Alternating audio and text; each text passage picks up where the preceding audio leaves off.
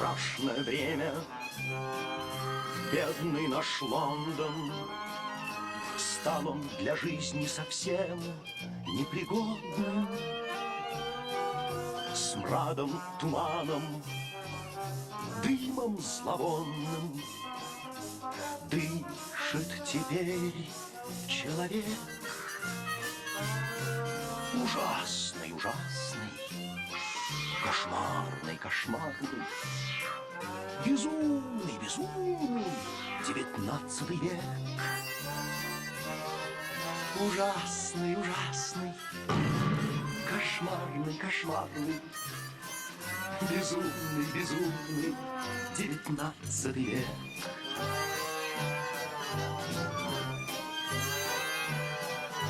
Грохот и скрежет, звон и гуденье, отдан машинам весь мир на съеденье. Как в преисподней жить от рождения будет теперь человек. Ужасный, ужасный, кошмарный, кошмарный, безумный, безумный 19 век. Ужасный, ужасный, кошмарный, кошмарный, безумный, безумный 19 век.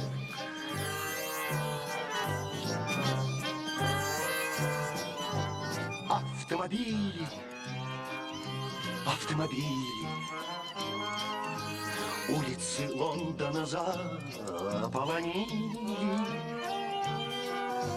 Эти убийцы уже задавили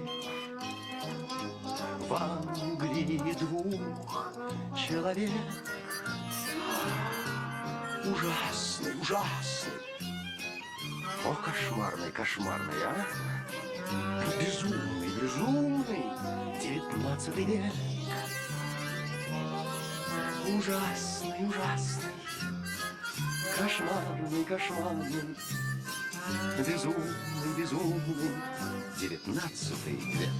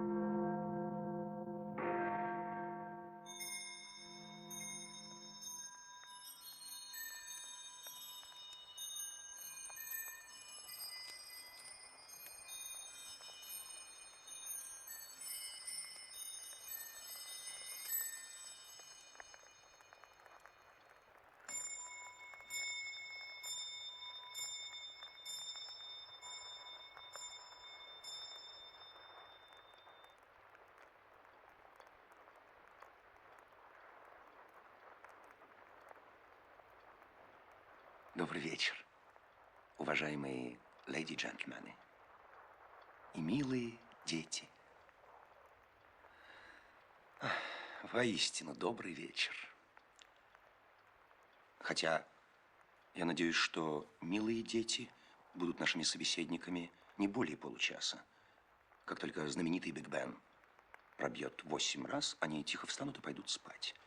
Как говорили в старину, спокойной ночи, бэйби.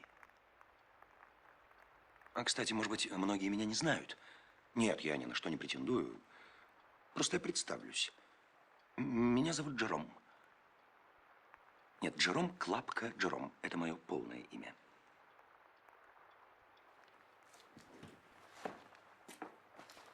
Второго мая 1889 года мне исполнится ровно 30 лет. Да-да, уже 30 лет. Но ведь можно сказать, еще 30 лет. Хотя событий в моей жизни было предостаточно.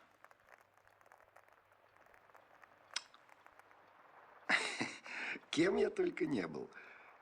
Кстати, вам это будет не безинтересно. Вот здесь у меня в руках, можно сказать, вся моя биография. Вот я клерк на железной дороге. Однажды, составляя расписание поездов, я так замечтался, что машинисты просто не знали, в какую сторону им ехать. Так что на этом поприще я не снискал себе славы. А, вот здесь я преподаватель верховой езды и, как вы сами видите, изысканных манер. Но так как с детства я не владел ни тем, ни другим, так что и здесь карьеру мне сделать не удалось. Вот. Репортер. Более того, стенографист. Однажды я так застенографировал выступление одного члена парламента, что это кончилось отставкой всего правительства. Но это просто. Тетушка. Нет, это моя бабушка. Это я сам. Я тогда служил актером в одной бродячей труппе. И вот таких комических старух переиграл великое множество. Вы даже себе не представляете, что такое фарс на провинциальной сцене. А, впрочем, я вам покажу, мне не трудно. Итак, куплеты миссис Байкли из моего репертуара.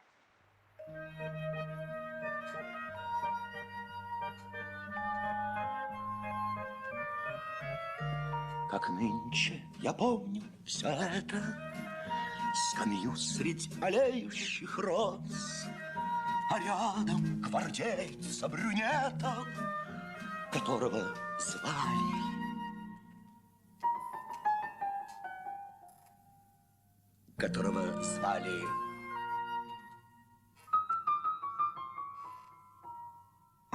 Это же гвардейец, это же не Сусликова же как-то звали. Скалерос.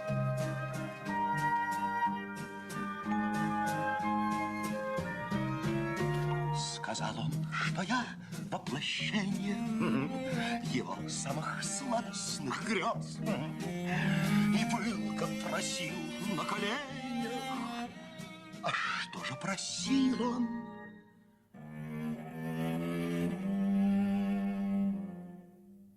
А что же просил он?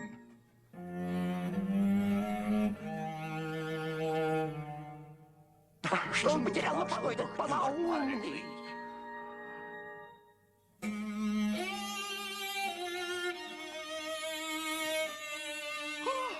Склероз.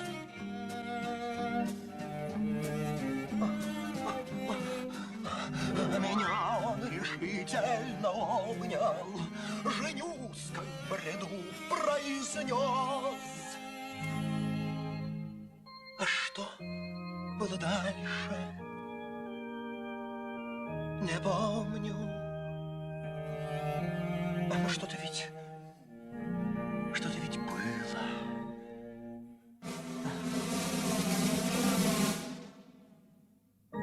Что-то ведь было.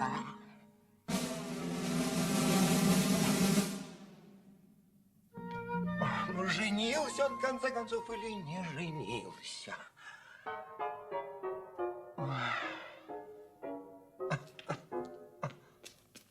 Забыла.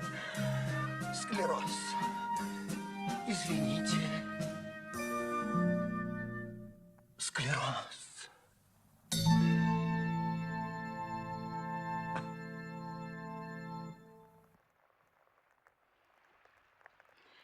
Прошу прощения. Миссис... Миссис Байкли, милочка моя.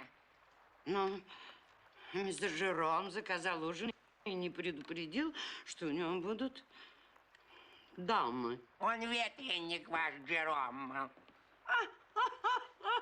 Вечно он валяет С дурака. вами просто сладу, нет? Миссис Поппинс. Да, сэр. Я должен вам представить миссис Поппинс. Без ее забот я бы себя чувствовал одинокой сироткой. На сколько персон вам накрывать, мистер Сиротка? Я думаю, что на 3 будет вполне достаточно. Но я не вижу ваших гостей. О, они сейчас появятся.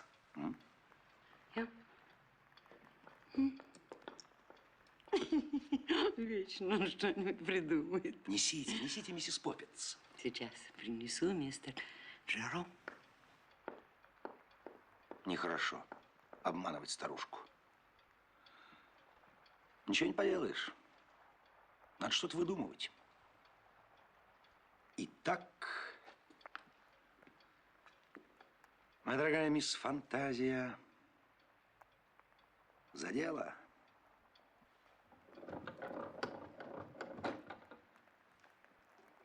Сколько раз ты выручала меня в трудную минуту?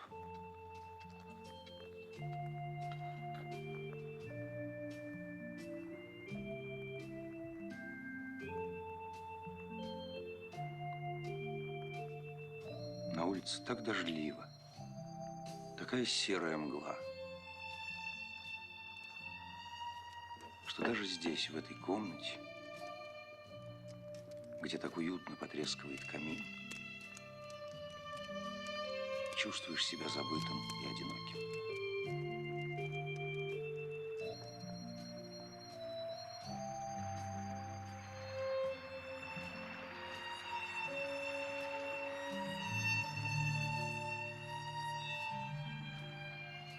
Трое старых, верных, добрых друзей – вот что нужно человеку в такой вечер.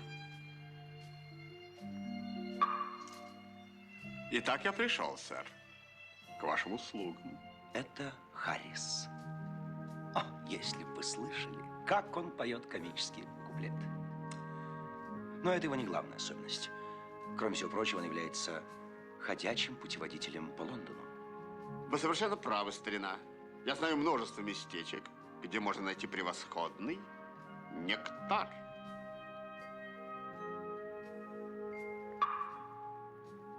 А это мой старый друг Джордж. Большой мастер по приготовлению и поглощению самой разнообразной пищи. Он как никто готовит ирландское рагу. Впрочем, сам о себе он скажет более красноречиво.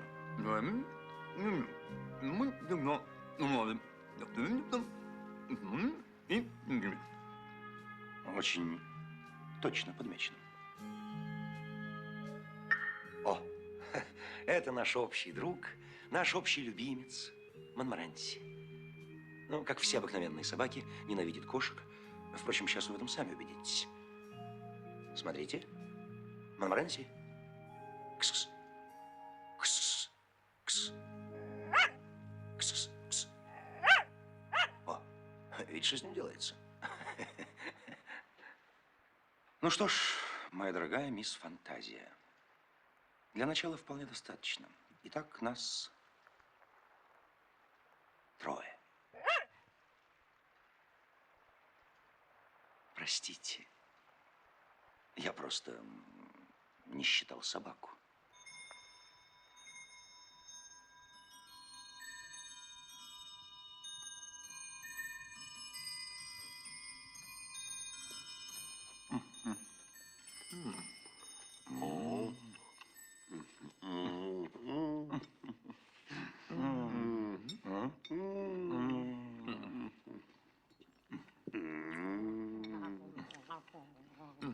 Джентльмены, я открою вам одну тайну. В последнее время я ничего не читаю, кроме вот этой книги. Что это? Это медицинская энциклопедия. И, о ужас, сравнивая описание различных недугов со своим самочувствием, я пришел к выводу, что болен решительно всеми болезнями. От пляски святого Вита до родовых колик. Как это может быть? К примеру, посмотрим. Джордж. А вот, на «Д». Дифтерит. Прошу вас. Может быть, не за столом? А, именно за столом.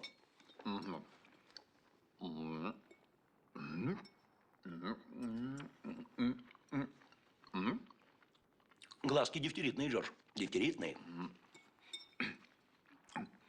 Не, ничего не вижу, там бифштекс. Проглотите бифштекс. Это язык.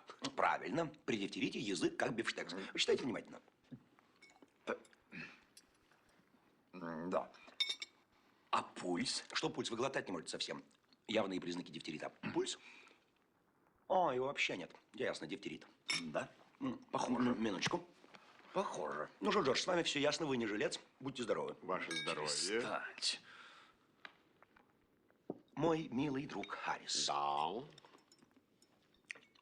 С вами совсем все плохо. А Прошу вас, инфлюенция. у меня инфлюенция? И она тоже. У меня инфлюенция. Читайте, читайте, прошу вас. Джордж, послушайте. Так, да. Так, пожалуйста. Симптомы. Так. Вялый. Да. Частый. Ну, не всегда. И, наконец, жидкий. О, неужели у меня инфлюенция? Друзья мои, мы все неизлечимо больны.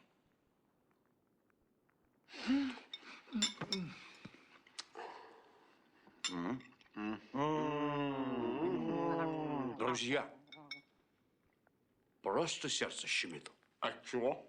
Как мы все плохо выглядим. Плохи, плохи. Очень плохи. Просто плохи. Монморанси, а какой недуг одолевает вас?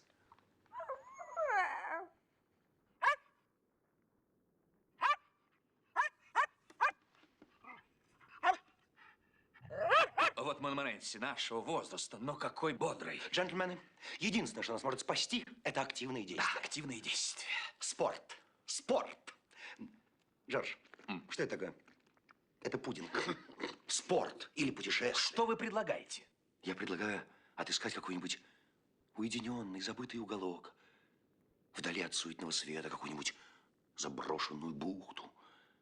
Какое-нибудь орлиное гнездо на скале времени, куда едва-едва доносится гул и прибой XIX века. Романтично, но смертельная тоска. Представляю себе это захолустье, где надо будет ложиться спать 8 часов. Там, наверное, нет спортивного листка. Я не говорю, что за табаком. Придется бегать миль 10. Нет, это... А если вы действительно хотите сменить обстановку, то нет ничего прекраснее, чем морские путешествия. Укачивает, укачивает. Нет, активный отдых на реке. Долой этот дымный город, и да здравствует природа. Правильно. Кстати, Правильно. насчет реки это возможно в точку. Я должен объясниться. Друзья называют меня Джи. И чтобы у вас не возникло путаницы, когда я без очков, то я Джером Клапка Джером. А когда я в очках, то я как бы Джи. Джи. Так вот, сейчас я Джи. Простите, Да, ради я бога. хотел... Ну, да, всё нет, просто понятно. они могли не понять. Я о чем хотел вы сказать, говорите? что совершенно правильно, Джи, совершенно правильно. Да, я сказал Джи. Насчет реки это вы в точку. Да, но мы должны договориться. Значит так. Никаких излишеств. Как никаких? Джордж. А мое ирландское рагу я буду готовить по Ой, субботам. не надо, Раз, Пусть два, готовит. и Пусть надо, не надо. готовит. Ну, хорошо. Да, но путешествуем, Харрис, в чисто мужской компании. Да? Мгм. Тогда никаких фантазий. О, принято. Итак, в путь.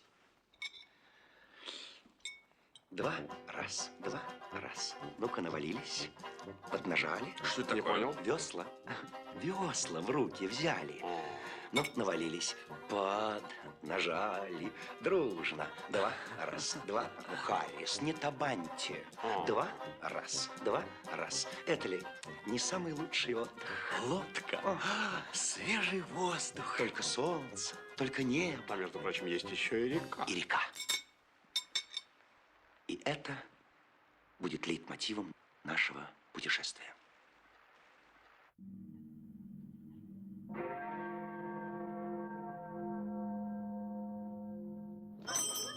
Да, Лондон всегда Лондон.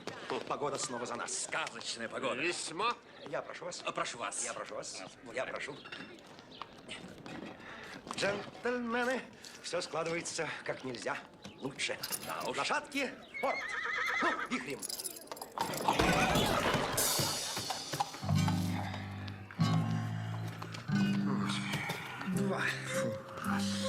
Два. Раз. Самый лучший отдых. Что вам не нравится? Лодка. Свежий воздух.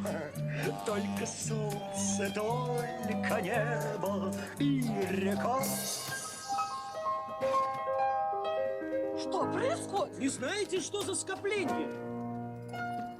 Сами не видите, драка. Пожар, ограбление, Может быть, свадьба? убийство, второе пришествие. 3 героя и пес отправляются в путешествие.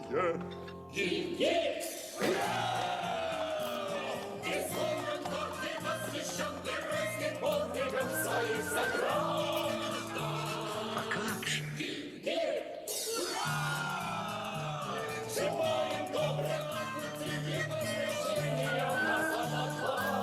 Ну как же.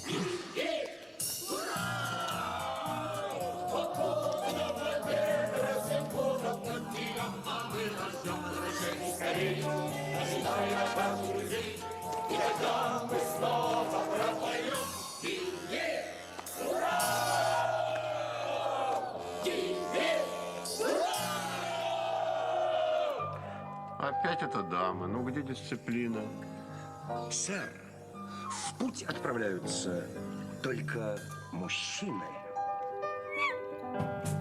Два раз, ну-ка навалились, поднажали весла, в руки взяли, навалились, поднажали, дружно. Два раз, Это ли не самый лучший отдых? лодка. Свежий воздух, Только солнце. только небо и река. И река.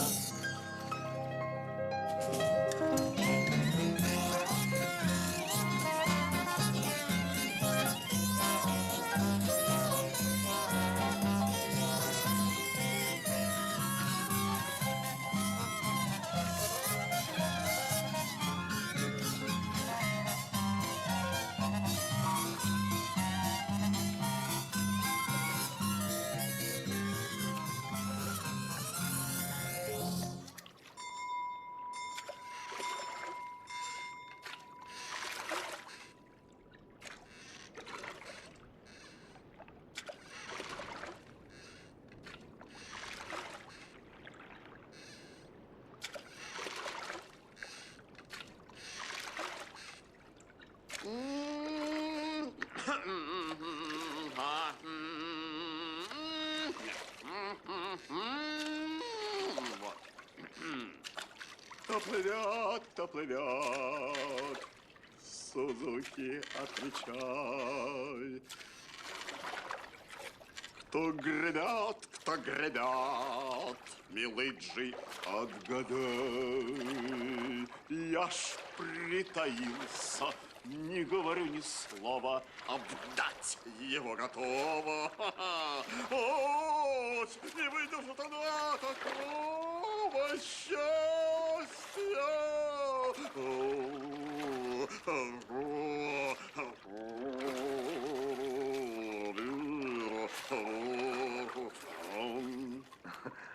Мой дорогой Харрис, ничто, даже исполнение вами арии из Чио-Чио-сан, из меня изменяет слух. Не можно омрачить сегодняшнего дня. Ваше неумение грести я воспринимаю с благодарностью. Более того, я считаю это дружескую услугу. Вода, которую вы меня льете, освежает и создает ощущение полного счастья. Нет, ну в самом деле, мы плывем по течению, в чисто мужской компании. Тишина, покой. Моноренси. Ах, это Джордж. Джордж, перестаньте скулить. Вы почувствуете какой-то освежающий ветерок. Какая живописная точка, Харрис.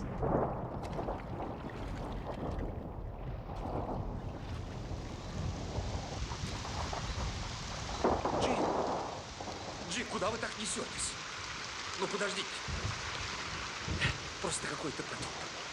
Зачем я сел с вами в эту лодку? Сидел бы дома в Лондоне у камина. И ногам бы было теплее.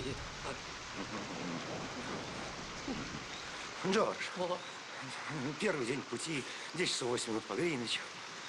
Свинцовое небо, дождь, прекрасно.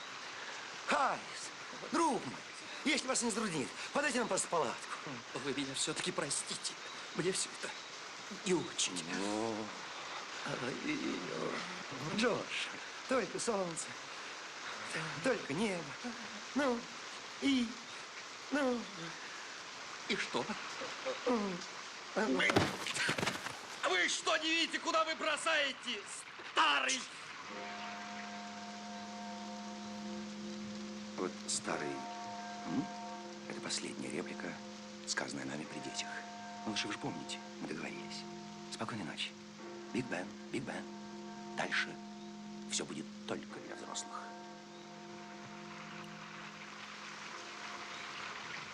Чертов дождь, а?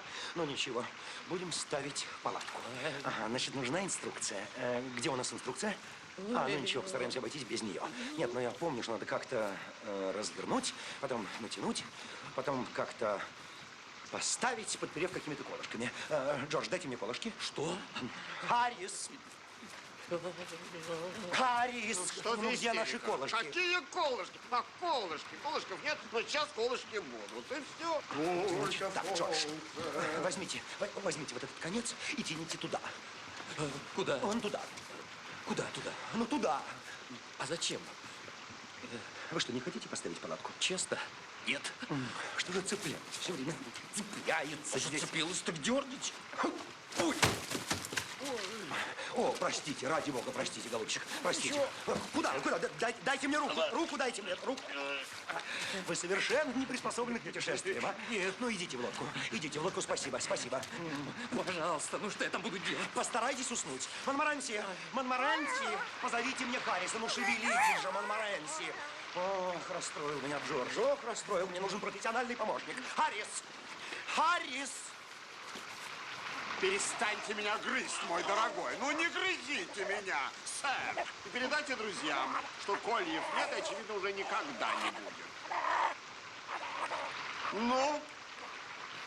Харрис! Харрис! Я здесь. Вы знаете, я понял, что Джордж совершенно не приспособлен к путешествиям. Что вы говорите? Вы меня расстраиваете. Мне нужен профессиональный А помощник. где у вас вход? Я прошу вас. Вот, вот, да, ну вот. осторожно. Слушайте, у вас здесь очень уютно. И Вы даже что, сухо. вдвоем ставить значительно проще. Очень. Это делается так. Джордж! Жорж! Джордж! Я здесь. Джентльмены, бросим эту палатку на дно лодки и забудем о ней, как о кошмарном сне. Джордж! Вам надо как-то приспосабливаться к путешествию. Хорошо, идемте. Так дальше не пойдет. Хорошо, идемте. Проявите самообладание и спокойно ведите нас к лодке. Хорошо.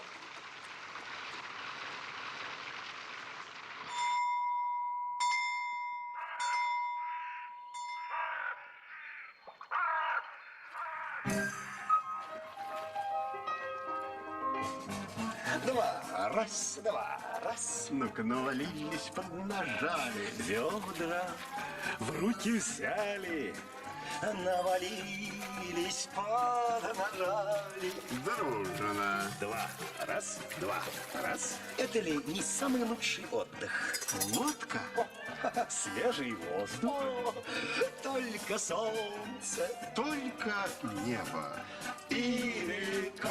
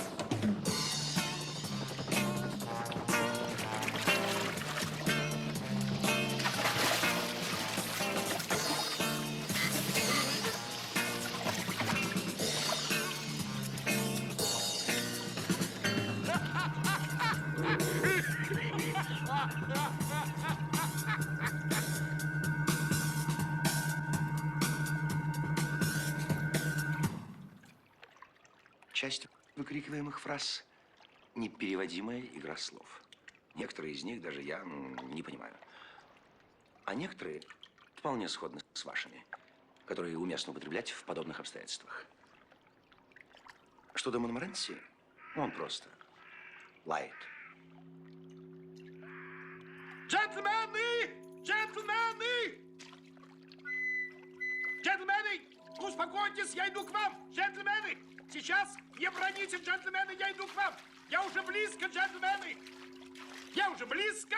Правда, я уже не такой прыткий, как раньше, но вы же видите, я несусь! Я несусь! Вот я уже близко! Близко, совсем близко! Я уже рядом! И, наконец, я с вами, джентльмены! Сюда! Карабкайтесь ко мне, джентльмены! За полдня я вам расскажу о здешних покойниках, из которых кое-кто был и утопленником. Вам это будет особенно интересно, не так ли, джентльмены? Карабкайтесь ко мне! Скорее ко мне, джентльмены! Лучше уйдите, сэр. Вы же видите, нам не до вас, сэр. Как? Вы не хотите осмотреть могилы? Ха-ха, вы шутите, господа. Вы шутите, я решительно отказываюсь вас понимать, молодые люди. Уходите, пока кому-нибудь не пришлось рассказывать про вас, сэр. Вот уже 63 года, как я здесь сторожу, и клянусь вам честью, джентльмены, не было еще ни одного живого человека, который бы отказался побродить среди могил. Если вы настоящие путешественники, вы просто обязаны осмотреть памятнички, крестики, саркофагики. Мы отдыхаем, сэр. И нам не хотелось бы видеть склепики, гробики, черепочки, а уж тем более саркофагики, сэр. Но вы-то хоть понимаете меня, сэр? Вы лично, надеюсь. Уверяю вас, это весьма поучительно, ибо...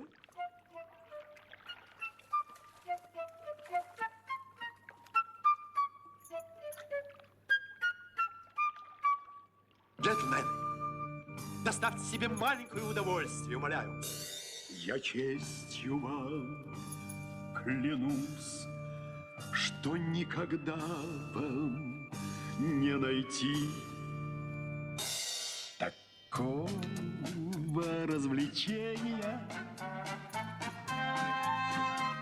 Учтите, что на этом свете вы еще в пути, так осмотрите место назначения. На плитах есть душераздирающие надписи. Мимо одной я не могу пройти без слез, правда? Никто не может разобрать, что там написано. Зайдите посмотреть, какая тьма и тишина царит под сводом склепа.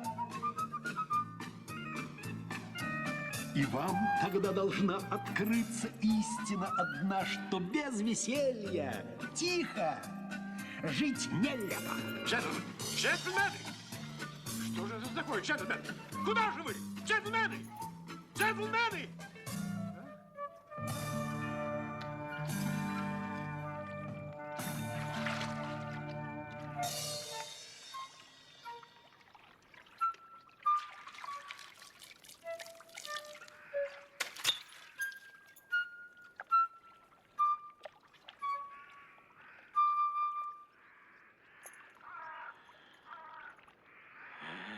Джентльмены, джентльмены.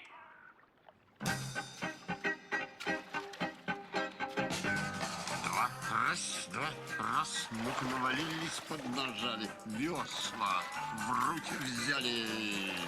Навалились, поднажали, дружно. Раз.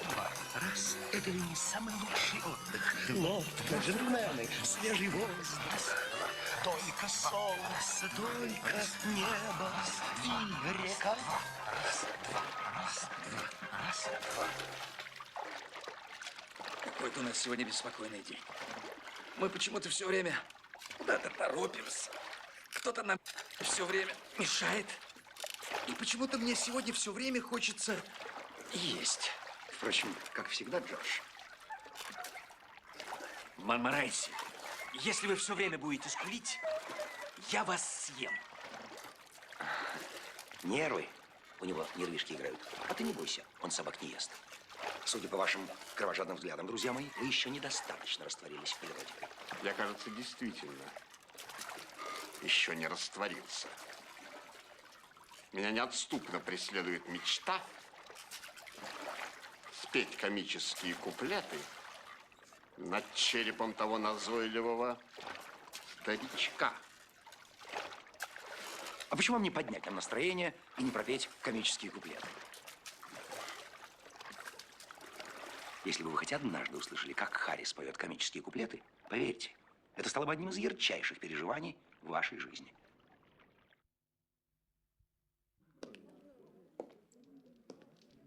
Сэр Уильям Самуэль Харрис. Простите, лорд Страйграф. Нет, это сэр Самуэль, о господи, сэр Самуэль Харрис. Как это мило. Добрый Как вечер. это мило с вашей стороны. Нам как Я- раз не хватало гвоздя программы. Я- И поэтому... Кого? Куплетиста. Прошу вас. Браво! Простите, что вы поете? Еще не пел.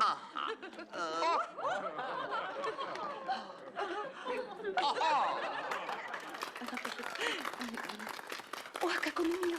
Но в моем доме бывают только избранные. Леди и джентльмены, кто же мне будет аккомпанировать?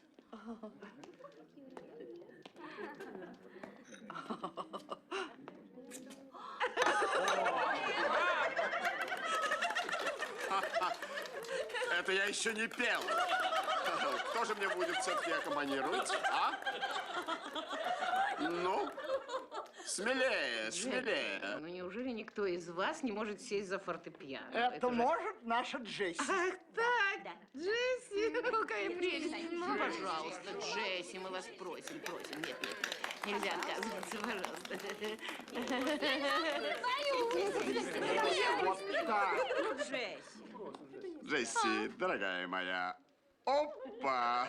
Ручки сюда. А теперь... Да. Теперь найдите, пожалуйста, арию первого купца из передника. Нет, арию второго лорда. Ищите. Джесси, ищите. А что же мне все-таки искать? Ищи... Вы поете? Мы ищем передник. Ищите передник и споем. Это смешно. Очень. Спасибо. Ну, Джесси, ну. Не надо нервничать, милая. Найдем передничек и споем. Хорошо? Ищите передничек. Я... Сэр Самуэль, Сэр Самуэль. все равно.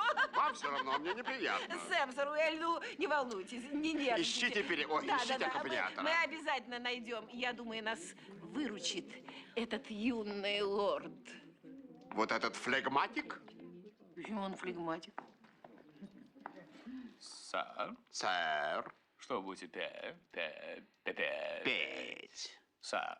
А что вы будете играть? Играть. Сэр. А что вы ха-ха? Хватит. Сэр. Сэр. Найдите куплеты из передника и будем петь. Сэр. Он вовсе не флегматик, но вот видите, все уладилось. Очаровательный молодой человек. Прошу. Нашли? Да, сэр. Леди и джентльмены, сейчас я буду исполнять комические куплеты. Прошу. Спасибо. Сэр. Комические куплеты. Комические куплеты. Стоп. Прелестно. Я еще не начал петь комические куплеты, а эта очаровательная мисс уже меня вдохновляет. Спасибо. Прошу. Сэр. Сэр. Итак, комические куплеты. Комические куплеты. Стоп. Неужели вы думаете, что можно слушать комические куплеты вот с таким вот уныло-постным лицом? Я вас очень прошу, выйдите вместе с ним в сад. С кем, сэр? С лицом. Да, но оно хотело бы дослушать до Сад. конца. В сад. Нет, я не Сад. понимаю. В сад. В сад. В сад. Прошу. Сэр. Итак, комические куплеты. Ну, комические куплеты. Это, да, это... Стоп. Что же смеетесь-то все время? Я же еще ничего не спел. Идите смеяться в сад. Вместе с своим молодым Я не человеком. понимаю, как... Ну, давайте в сад. В сад. О чем вы поете? Вы еще не в саду. Нет. Идите в сад. Вы там будете петь? Вы там будете слушать.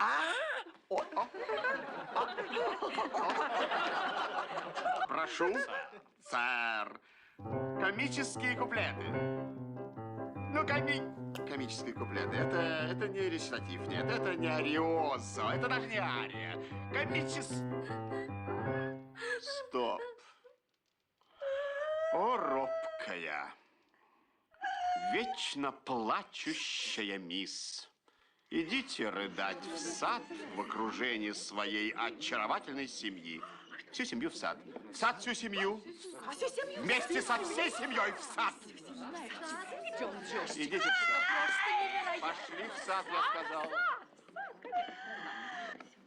Прошу. Сэр, когда обычно я пою комический Стоп. Очень трудно петь комические куплеты, когда слушатели дремлют. Вы и вы. А я? Ну, хорошо. И вы.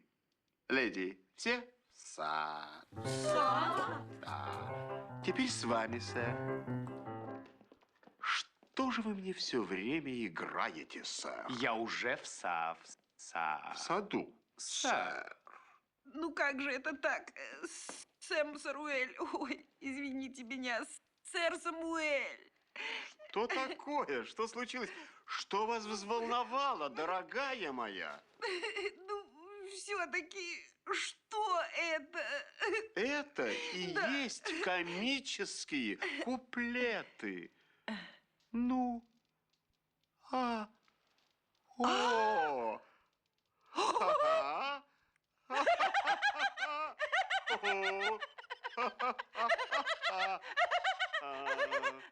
Видите, как смешно?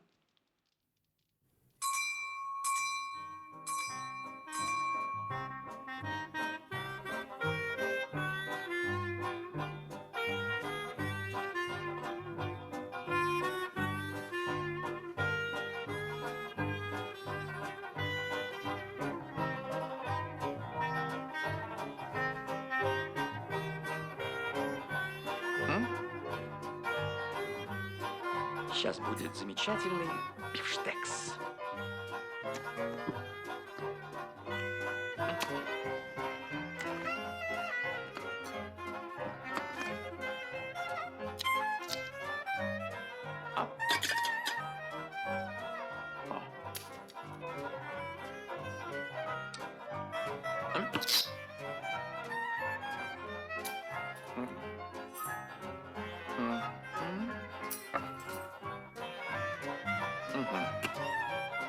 Так.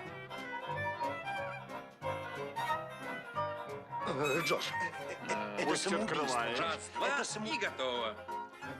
Его надо Пусть как-то открывает.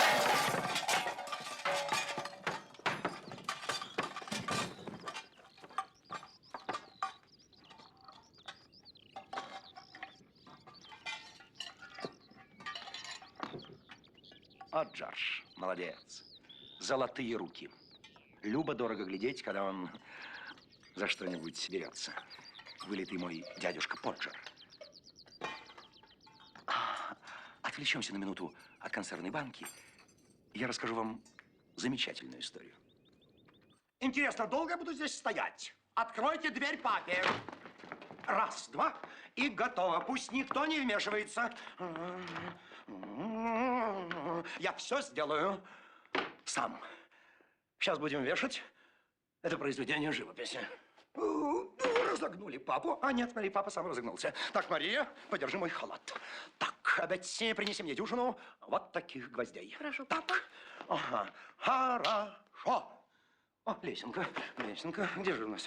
Разобрали лесенку. Это же ребус, это не лесенка. Поставили Да, лесенку. папа. Алекс, помоги папе поставить лесенку. Не вертись под ногами. Беги за Бетси, чтобы она принесла мне 2 крюка. Ага. Так, Том бил ко мне. Кто Том, кто бил? Каждый раз это пытка. Признавайтесь. Том.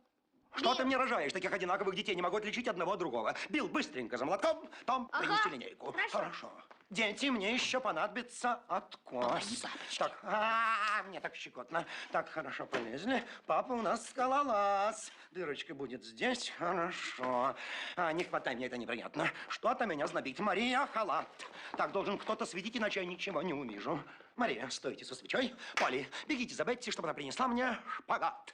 Хорошо. Так, Том, Билл, ко мне. Ну, где эти бандиты? Бандиты! Вот на бандита Вот, они папа. отвлекаются. Так, линейка, Вот. молоток, Том справа, Билл слева, я посередине. И берем это произведение искусства. Осторожно. Взяли дружно всей семьей. Выравниваем выше. Как в музее. Отошли. Какая красота, какая красота. Ой, я все роняю. Держите стремянку. Ну, поздно держать стремянку. Что вы вцепились в эту лестницу? Поднимайте осколки. Ну кто так поднимает осколки? Боже мой. Вот как надо поднимать осколки. Вот как надо поднимать осколки. Я показывал Тому, как не надо поднимать осколки, и поранил себе палец. Ну, дайте мне скорее платок. Ну, дайте же платок. Он у меня в халате. В халате. Ну, Том, Билл, где мой халат? Да, халат здесь. А платок в брюках. А брюки где? Брюки здесь, да. Хорошо. Платок, хорошо. Просить вас что-нибудь сделать. То же самое, что просить кошку. Так, где гвоздь? Ой, я потерял. Слушайте, ищите все гвоздь. Я потерял гвоздя. Папа, ты же его во рту держал. Радость моя. Папа его проглотил. Папа у тебя клоун. Ой, мне уже нехорошо. Ну, ничего, потом найдем. Ну, долго я буду стоять на этой проклятой стремянке. Где молоток? Дайте мне сейчас же молоток. Я спрашиваю, где молоток? Ну что, как аист торчу всю жизнь на этой стремянке? Где молоток, я спрашиваю? Вот он! Ну что, вы всем миром стоите вокруг меня, никто не может сказать, где молоток? Вот! О, хорошие у меня дети, глупые, но хорошие. Так, молоток здесь, отметка здесь. Хорошо. А куда бить, я не вижу. Помогите сейчас же. Найти отметку, где отметка? Все сюда ищем отметку. Сюда, да не туда. Поставьте меня на место. И оставьте меня в покое. Я сам все сделаю. Смотрите и учитесь, пока я жив. Раз, два, и готово. Так, что он хочет? Джордж, Ну пусть открывает. Харрис, что он хочет? Не надо. Остановите его, Харрис. Я... Останови. Джордж, Джордж, я умоляю, Нина, я не буду... Пусть открывает. Не надо, я говорил, не надо. Джордж, остановитесь. я умоляю. Открывает. Остановитесь. Раз, два.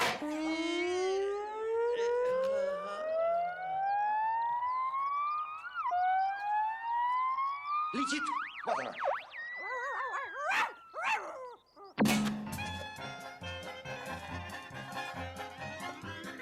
Джордж, молодец. Да, это любопытно.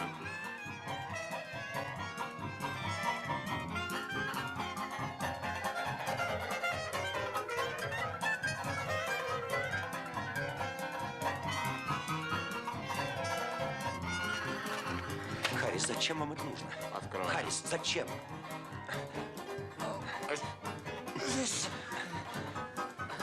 Харрис, зачем вам Мы это ее нужно? откроем.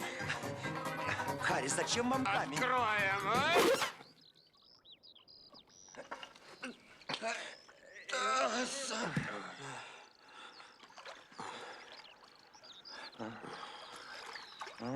Монморенси.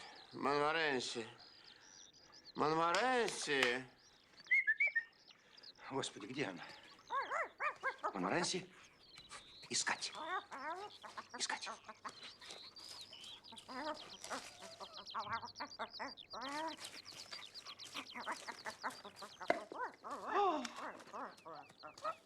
Не может быть.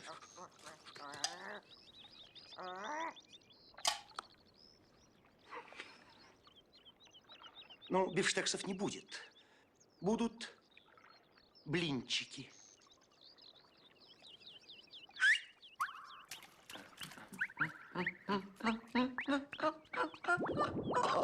Семь. Это на счастье, Джордж.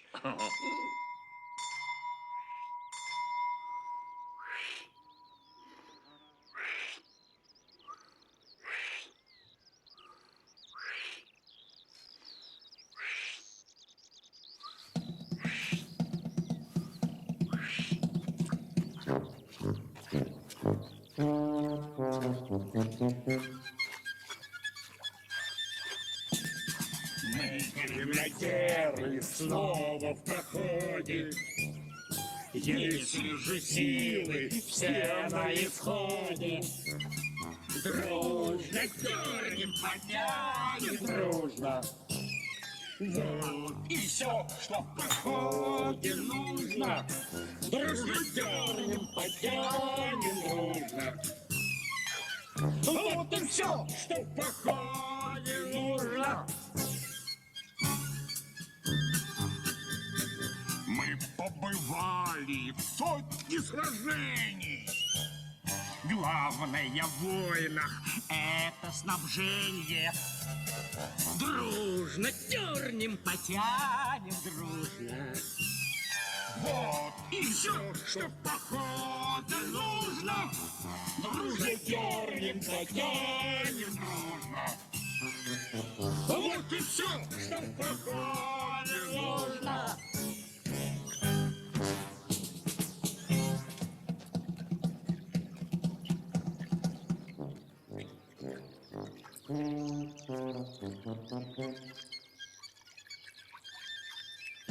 Джентльмены, мне кажется, что мы используем веревки не по назначению.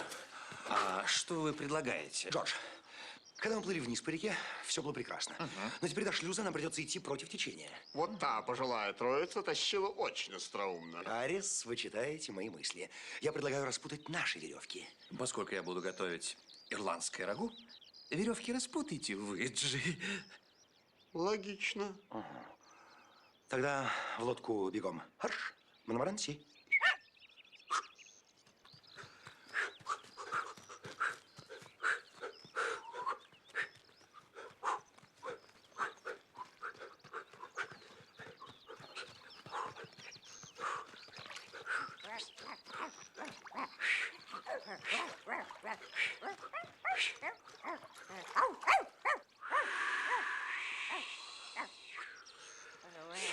Гимнастика закончена.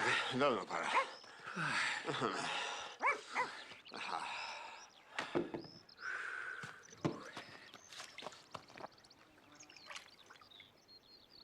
Это вещи не наши. У меня такое ощущение, что и лодка не очень наша. Так что же мы стоим? Что же мы стоим? Так. Туда течет, оттуда вытекает, оттуда.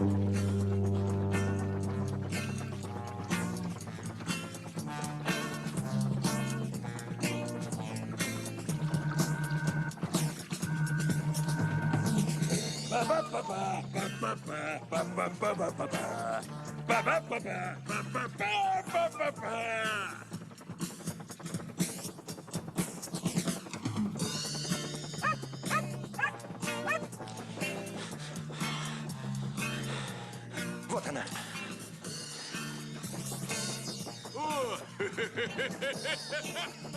Будьте так любезны, оставьте нашу лодку в покое, сэр. Это по меньшей мере невежливо, сэр. Сэр не слышит. А может, он просто не сэр? Отдай лодку, болван! О, услышал.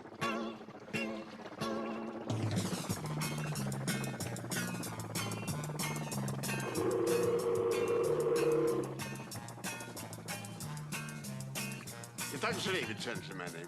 Кто вытягивает длинную палку, тот плывет за лодкой. Прошу. Короткая. Короткая. Короткая. Длинная. Вам плыть, сэр.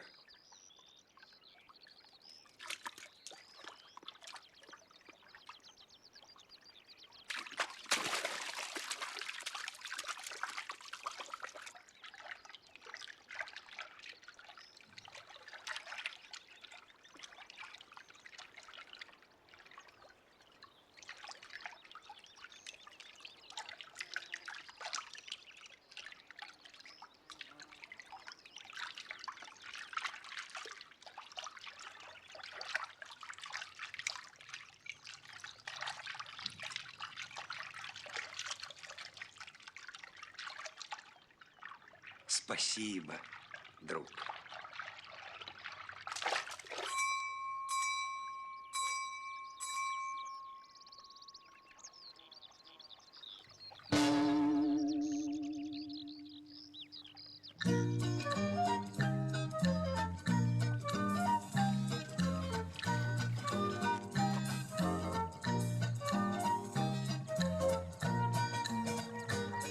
Хорошо на тихой речке птицы весело щебечут, по волнам игривые бегут лучи.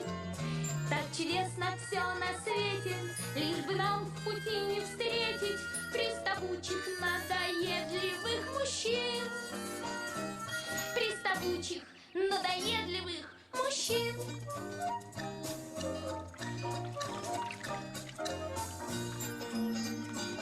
День безоблачен и светел, гладит кожу теплый ветер, и грустить сегодня нет у нас причин.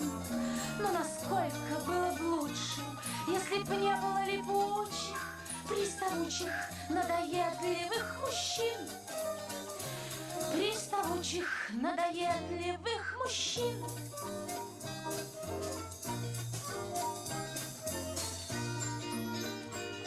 После шума городского так приятно слушать снова, как шумят дубравы и журчат ручьи. Был бы мир таким прекрасным, если б не было ужасных, приставучих, надоедливых мужчин. Приставучих, надоедливых мужчин.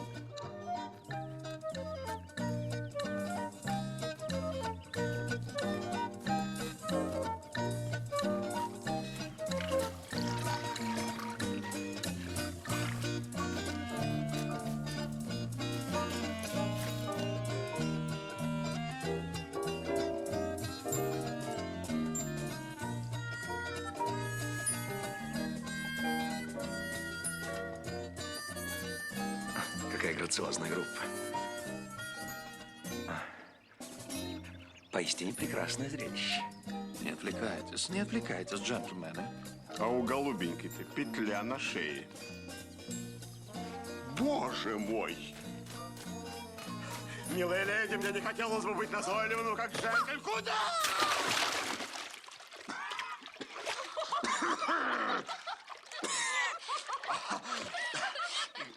Позвольте представиться. Харрис, который мечтал быть неназойливым. А это мои друзья, Джордж и Джи. Позвольте полюбопытствовать, что вас до такой степени разгневало, а? Что угодно этим джентльменам, Эмили? Эти джентльмены, Энн, думают, что с нами можно познакомиться таким вульгарным способом. Меня просто бросает дрожь, когда к моей шее прикасаются незнакомые мужские пальцы. Только не надо нервничать, милая леди. Да, не надо. Наш друг Харрис, человек незаурядный. И он только что доказал это, когда пытался спасти вас от неминуемой гибели. И только Харрис, если он выплывет, сможет распутать ваши веревки. Ни за что на свете. Мы никогда не позволим посторонним мужчинам путаться в наших веревках. Мы не какие-нибудь неумейки, мы не белоручки, самостоятельность. Вот наш девиз. И ни в чем не уступать вашему брату. Ну, от моего брата, леди, вы никогда зависеть не будете. Дело в том, что я единственный сын моих родителей. Какая глупая шутка. Не правда ли, Пат? Пап, перестаньте возиться с их дурацкой собакой. С кем поведешься, с тобой наберешься. Пес как 2 капли воды похож на своих хозяев. Насчет воды полегче. Пока еще ничего дурного мы не сделали. Этого еще не хватало. Я попрошу внимания, милая леди. Прошу заметить всех твоих, что кроме желания помочь, у нас в мыслях не было ничего дурного. И, как говорится, была бы честь предложена.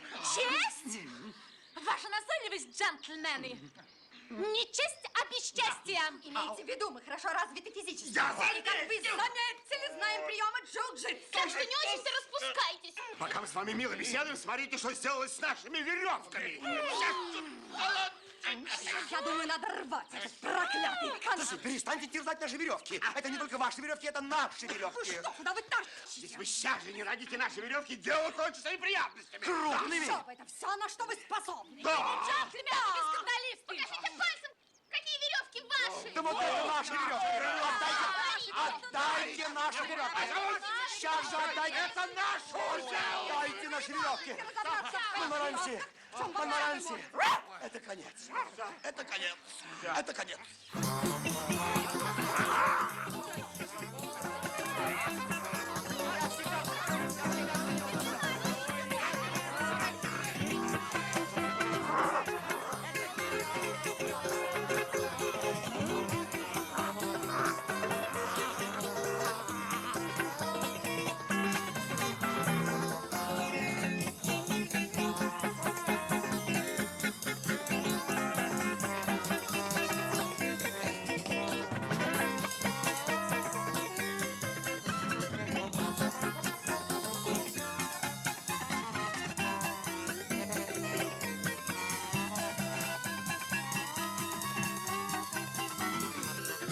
Прощайте, скандалист! Попутного ветра! Надеемся, больше не встретиться с вами.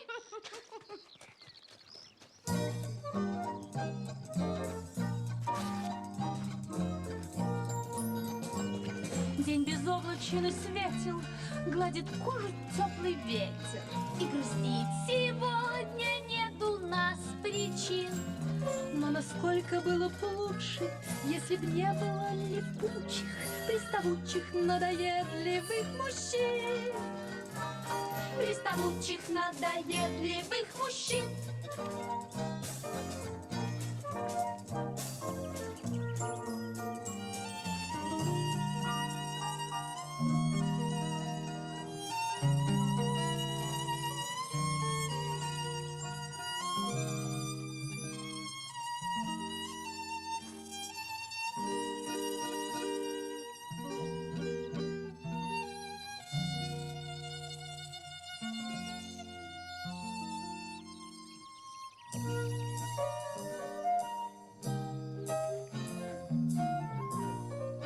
Что с вами, джентльмен? Солнечный удар? Джордж, мы меняем маршрут. Почему? Разве мы не пойдем вверх по течению? Вниз. Мы же решили вверх. Вниз. Вверх, вверх. Вниз. Вниз.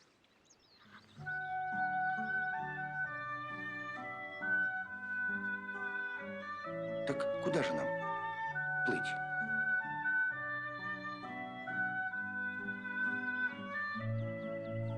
Река светла и глубока, река течет издалека.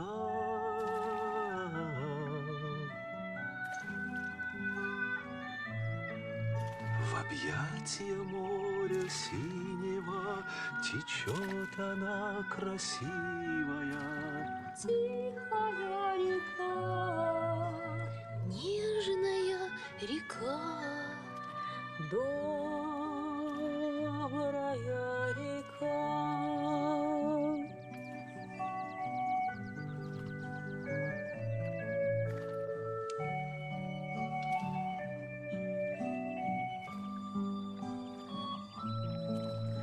Река колышется слегка, река, над нею облака.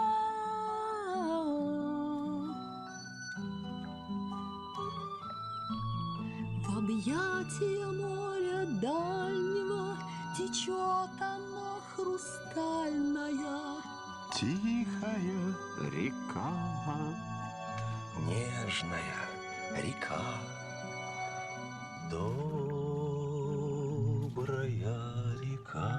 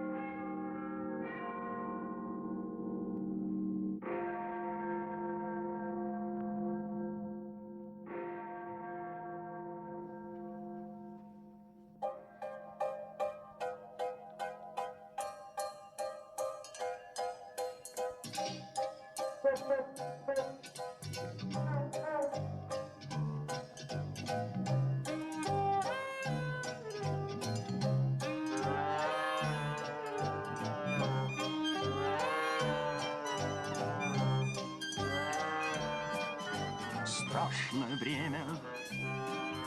Бедный наш Лондон, стал он для жизни совсем непригодным. Смрадом, туманом, дымом зловонным дышит теперь человек. Ужасный, ужасный, кошмарный, кошмарный, безумный, безумный 19 век. Ужасный, ужасный, кошмарный, кошмарный, безумный, безумный 19 век.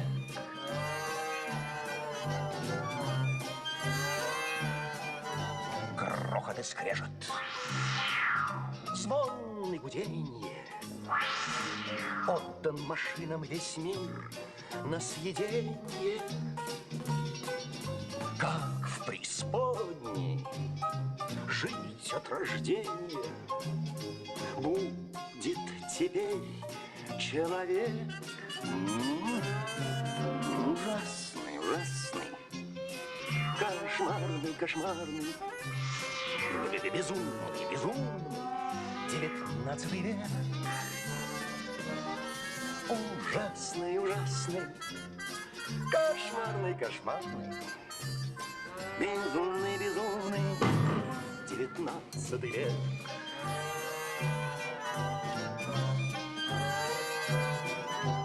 Автомобили, автомобили, улицы Лондона заполонили. Эти убийцы уже задавили в Англии 2 человек. Ужасный, ужасный, о, кошмарный, кошмарный, а? Безумный, безумный 19 век. Ужасный, ужасный, кошмарный, кошмарный, безумный, безумный 19 век.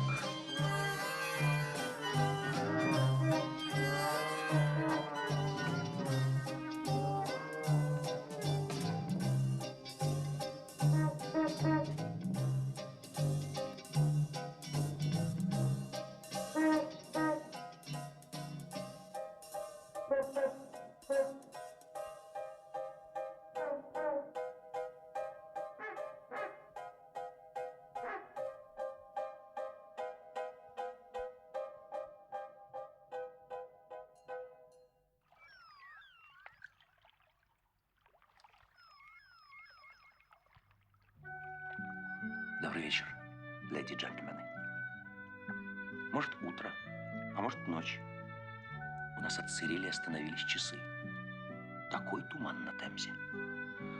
Темза всегда Темза. Впрочем, что я вам рассказываю? Как будто нас окунули в огромный бидон с молоком. Вы вообще-то меня видите или нет? Я Джером. Джером как Джером. Это когда я без очков, а когда я в очках, то Джи. Просто Джи. Ну, мы с вами договорились. Вы помните? Джордж и... Джордж и Харрис так намаялись за вчерашний день, что спят без задних ног. А Монморанси даже без передних. Ах, какой вчера был чудесный день.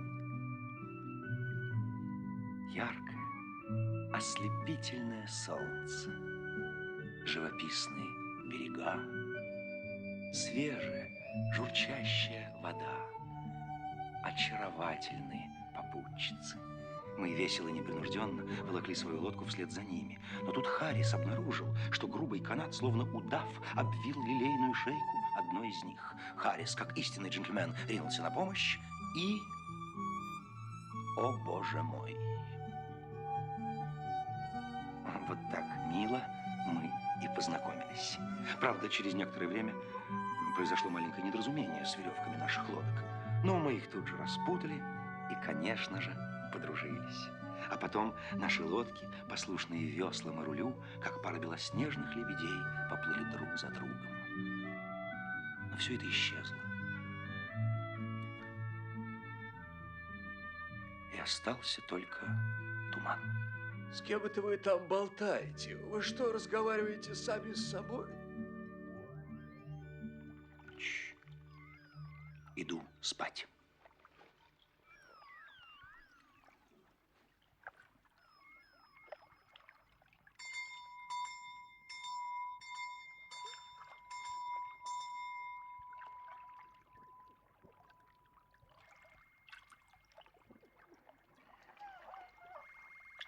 На правый бок.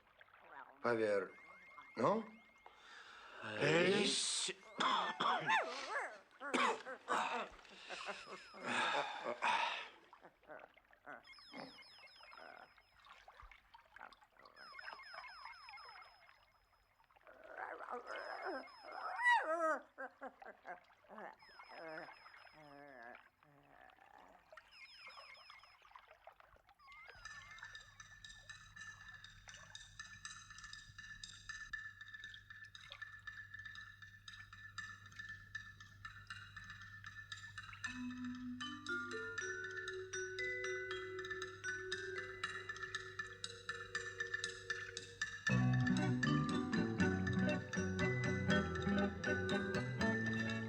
О, вы прекрасные, как розы, ваш сон беспечен и глубок. Какие сладостные грезы во мной вивает ветерок. О, вскиньте легкие ресницы, взгляните в небо синеву. О, дорогие, кто вам снится? Мы перед вами наяву.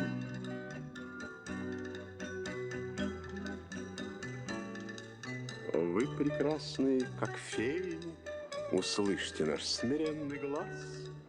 О, подарите нам скорее огонь своих чудесных глаз. Мы перед вами беззащитны, пускай ваш суд не будет строг. Вы так красивы, аппетитны.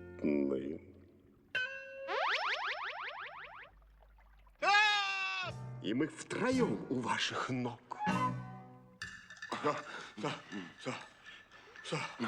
Кто это?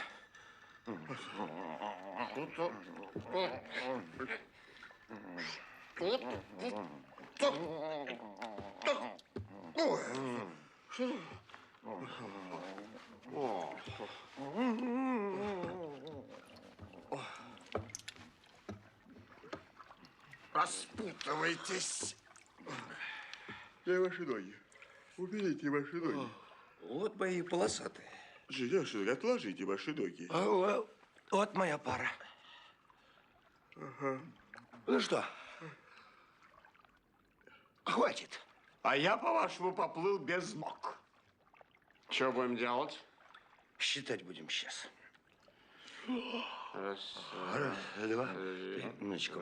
раз, два. Вместе. Раз, два, три, четыре, пять.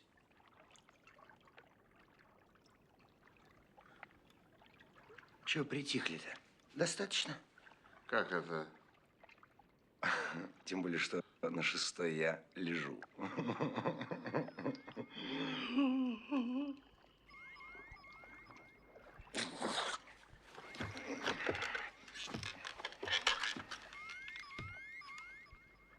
Что с погодой?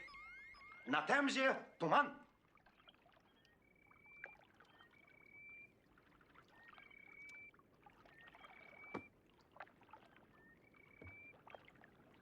С добрым утром, сэр.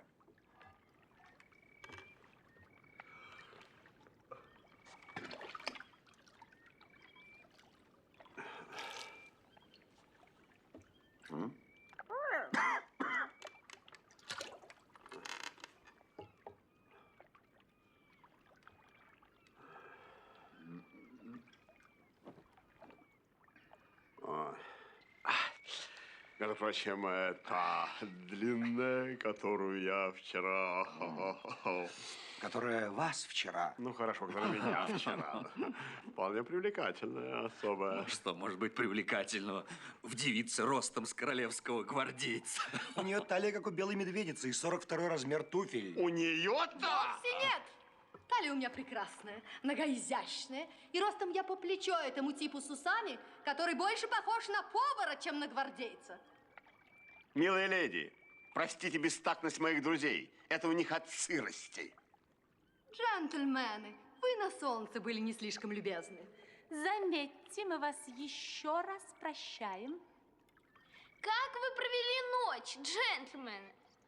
Ужас, прекрасно. Нам снились вы, а мы вам случайно не снились? Неужели вы желали бы нам ночных кошмаров? Мы и так продрожали всю ночь от страха. Скажите лучше, куда нам плыть? Ух, сейчас я... Милые леди. Вы не одеты. Вчера мы задавали себе тот же вопрос. Но сегодня, когда судьба свела нас вторично, я предлагаю остальной путь проделать вместе. Если вы, конечно, не возражаете. Вы с ума сошли? На кой черт нам сдались эти синие чулки? Ну, плыли бы себе потихоньку, свободный, как ветерок. Мы же договорились с сугубо мужской компанией. Хотя это крошечка ничего.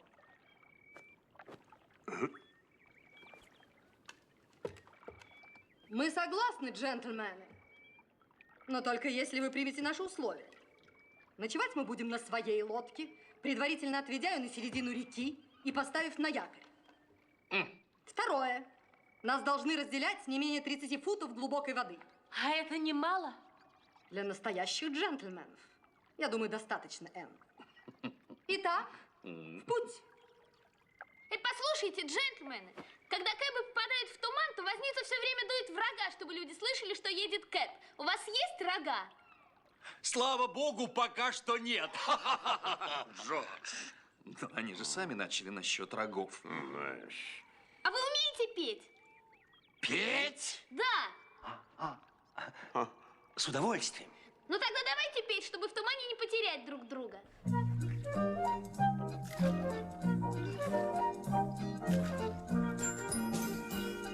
Нашим дружным караваном мы пробьемся сквозь туманы.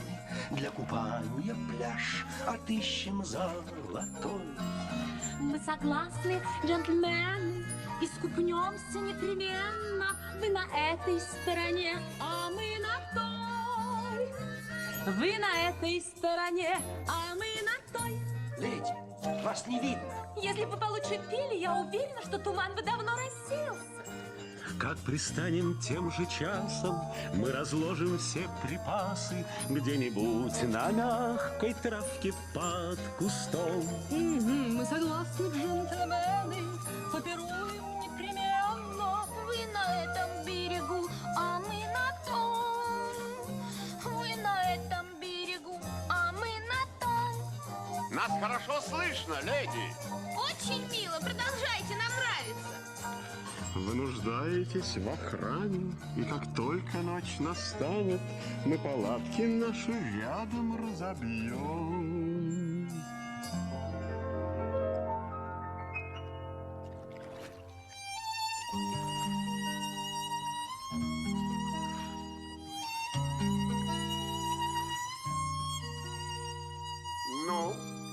Ну как? Леди, как вы пели, хорошо? Ау, леди, где вы? Алис, мне кажется, насчет палаток рядом вы немножко поторопились. А может, они испугались и растворились в тумане? Леди, где вы? Может, они утонули? Если бы они тонули, Джордж, они бы кричали. Если бы они кричали, мы бы услышали. Мы как же могли услышать, когда мы пели? Ну что мы стоим? Гребите, Джордж. Не ленитесь, Джордж. Раз, два.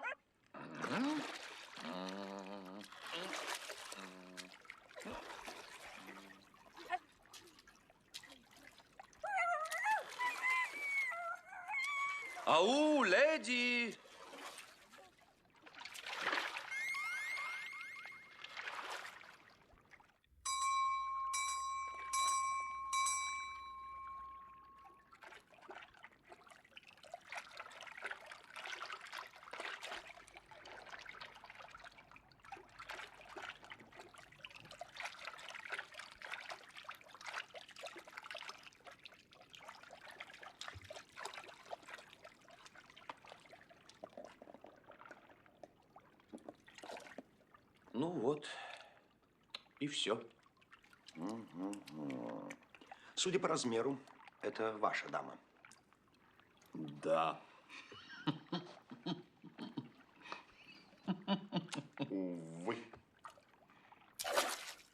Но если бы они перевернулись, при такой спокойной воде плавало бы еще что-нибудь. Логично. Таинственное исчезновение. Роман утонул.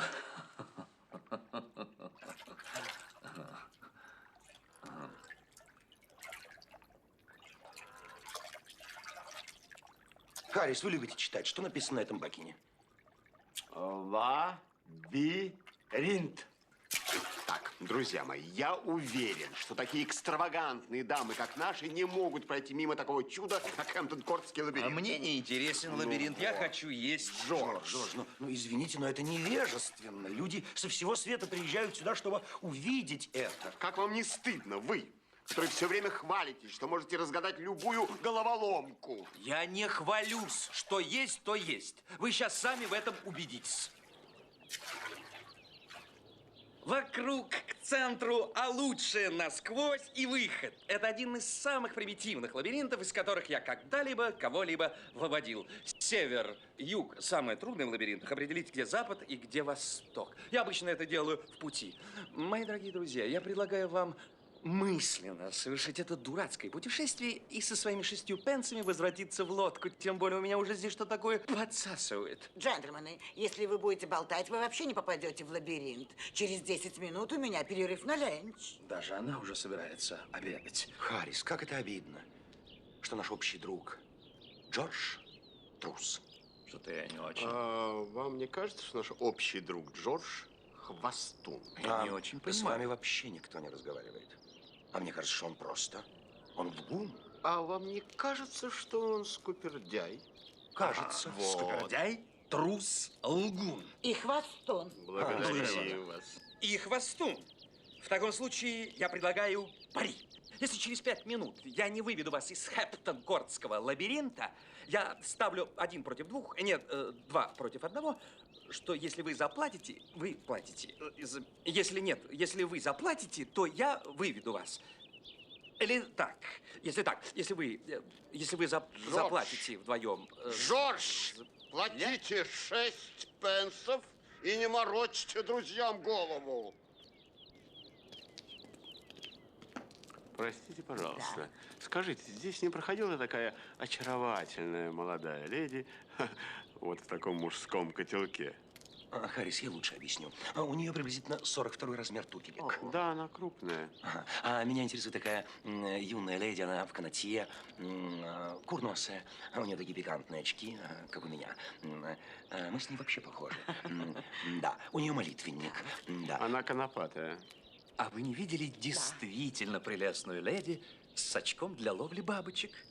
Джентльмены, сегодня через меня прошло множество действительно прелестных леди в канатье с очком для ловли бабочек, были и конопатые. Харрис, у меня всего 5 пенсов. Ну, займите у Монморенси. Быстрее. 1, 2, 3, 4, 5. 6. Вот.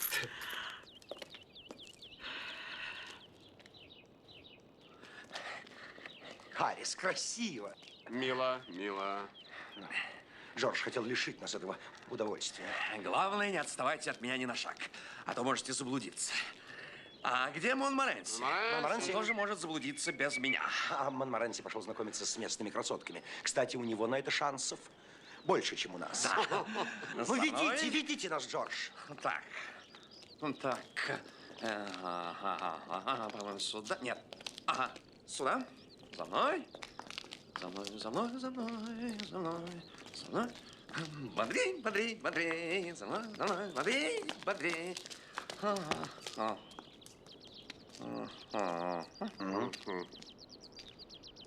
Туда.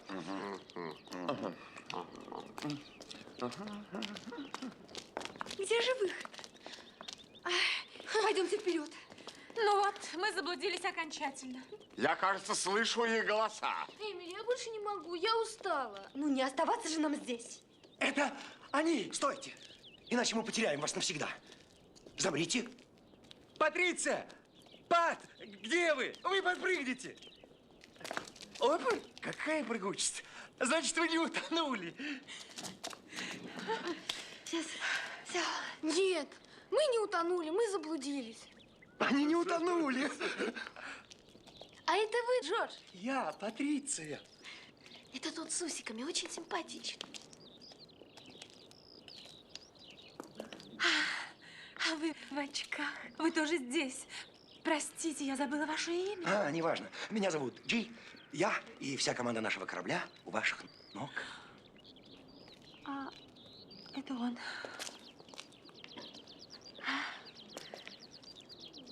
А этот джентльмен, который не так давно искупался не по своей воле, он тоже среди этих крикунов? Ну, естественно. А зовут его сэр Самуэль Халлис. Это я усвоила.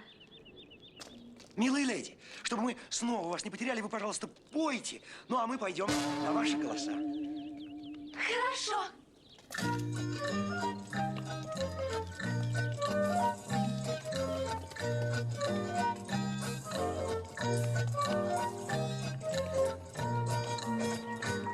Наклонившись над рекою, зачерпни волну рукою. В тот же миг меж пальцев убежит вода.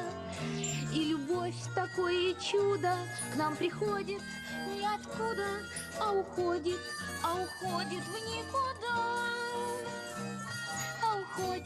А уходит в никуда.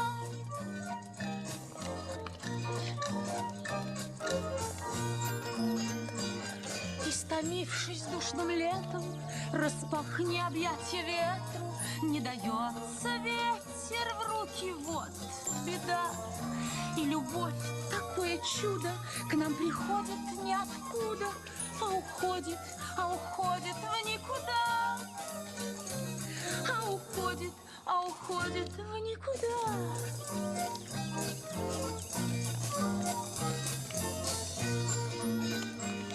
Тихий вечер для забавы, кликнеха из дубравы, прилетит, прокатится, и нет следа.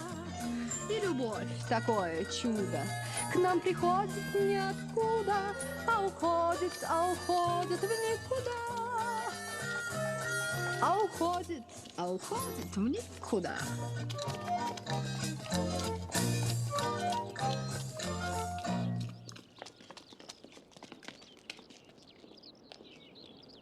Действительно, исчезли в никуда.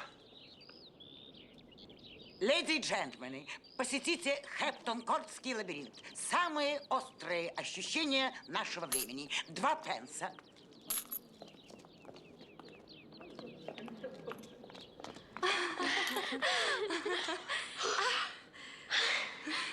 Слава Создателю! Мы живы. А они? Их нет здесь. Где же они?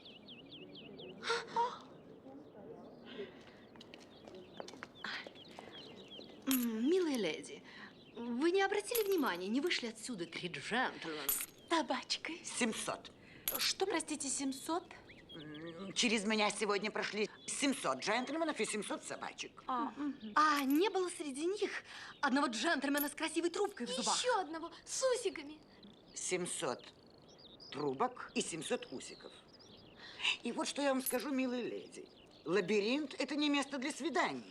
Это место для острых ощущений. Передайте это своим знакомым. Вход 2 пенса. Ну, что? Куда? К реке. Сэр, вы случайно не видели здесь 3 очаровательных леди? Мы с утра здесь ничего не видели, кроме этих жутких, мрачных, серых стен. Да. Мы заблудились, сэр. Вы можете нас вывести отсюда? Я нет, но... Вот человек, который обычно выводит нас из любых лабиринтов. В данный момент я занят. Я должен помочь этим джентльменам найти кое-кого и вернусь. Да, лучше смерть, сэр. Я от вас не отстану. Ну, хорошо. Север, юг. Самое трудное определить, где запад и где восток. Куда угодно, только с вами. Ну, так и быть. За мной. За ним мы спасены! Мы спасены! Леди и джентльмены, все сюда!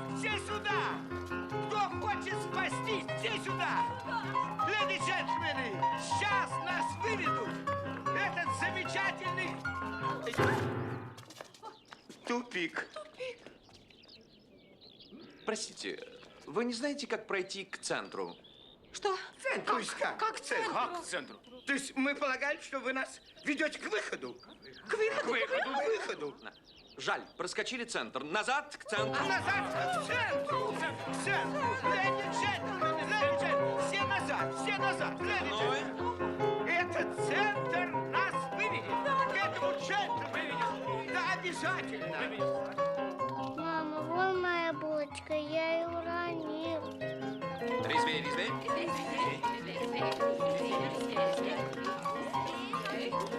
Резвей. Быстрее, быстрее. Тупичок.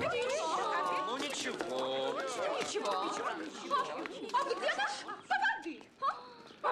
Где поводырь? Так, север, юг.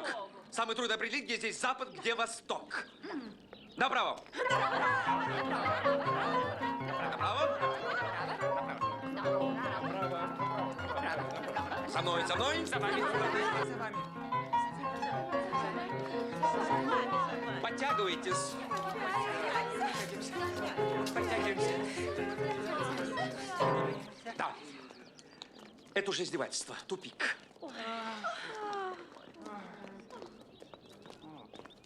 Мама, вот опять наша булочка.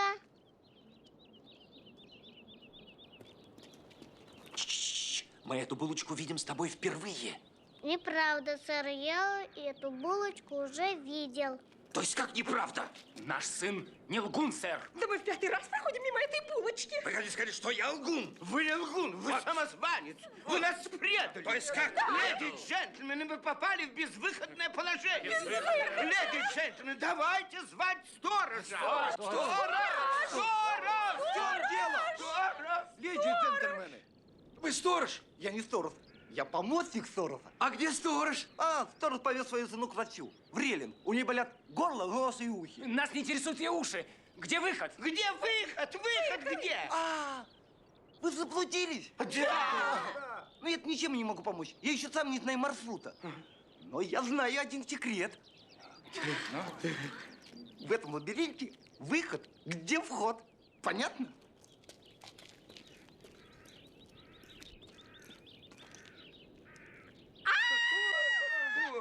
Леди и джентльмены, у нас есть последний шанс. Этот лабиринт действительно не для человека. Монморенси, выведи нас отсюда. Как вы сказали? Монморенси. Монморенси. Выведи нас отсюда. Выведи нас. Монморенси. Монморенси. Выведи нас отсюда. Монморенси. Выведи нас отсюда. Монморенси. Монморенси. Выведи нас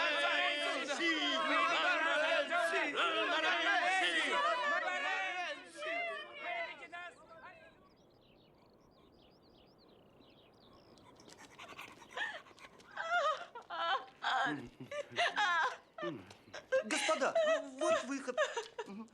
Помочь? Не трогайте меня, не трогайте. Понятно. Так, вы хорошо идете. Так.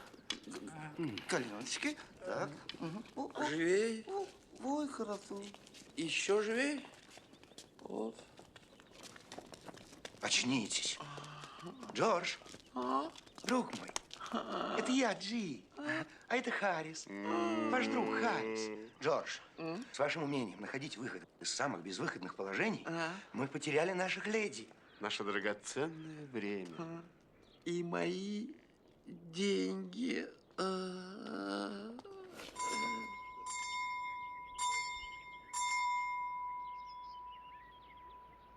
Ловите Джеки. Оп. Благодарю вас. Ловите Том. Какой чудесный день сегодня. Я согласен. Похож. Я очень люблю. Еще раз. Ловите. Оп. Хорошо. Ловите Том. Голубой цвет. Вы не видите голубые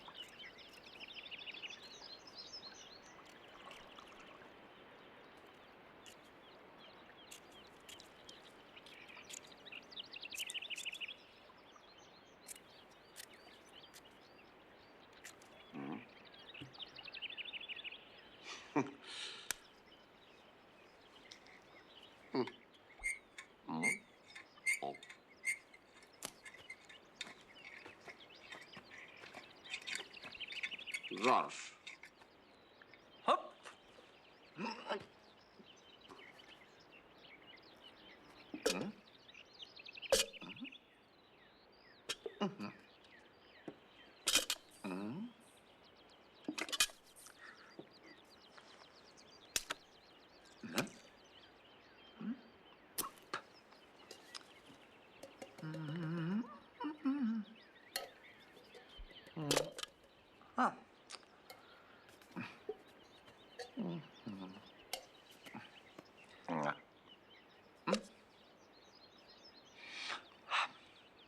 Фуй.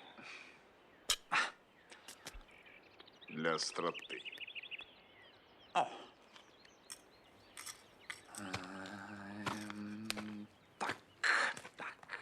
Раз, два. Ирландское рагу готово.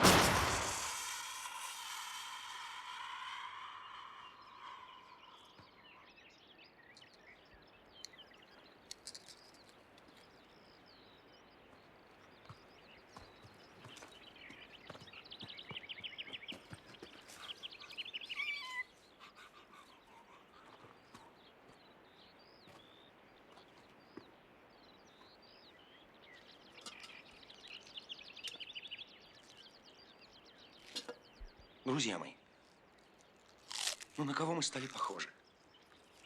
Мы раскисли за каких-то хорошеньких, малознакомых леди. В конце концов, мы нарушаем параграф 2 нашего соглашения путешествовать в чисто мужской компании. Вот с кого надо брать пример. Вот кого я из вас сделаю.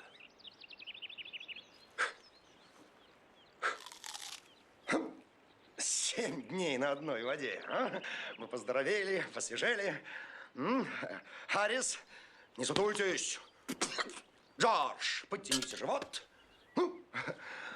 Бог с ними, с этими леди, с этой кастрюлькой. Воспользуемся сковородкой. Джордж, где сковородка? Там. На корабль. Спортивно. Бегом. Арш. Только солнце, только мышцы. Добился. Это он от голода, Харрис. Голодный, но тяжелый.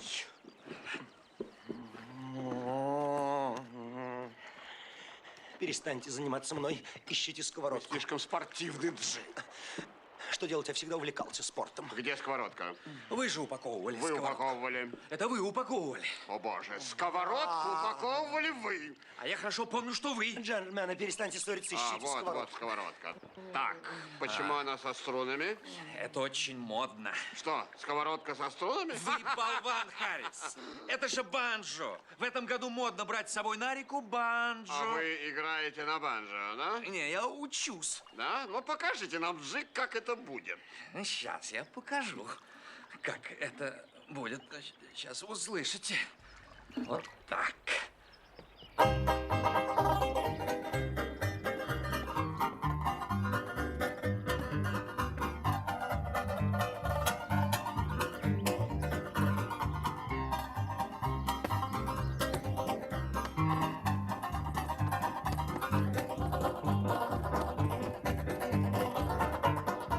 Леди и джентльмены, новый танец. Последний крик моды. Его, наверное, играют лесные эльфы на иоловых арфах. Прошу вас,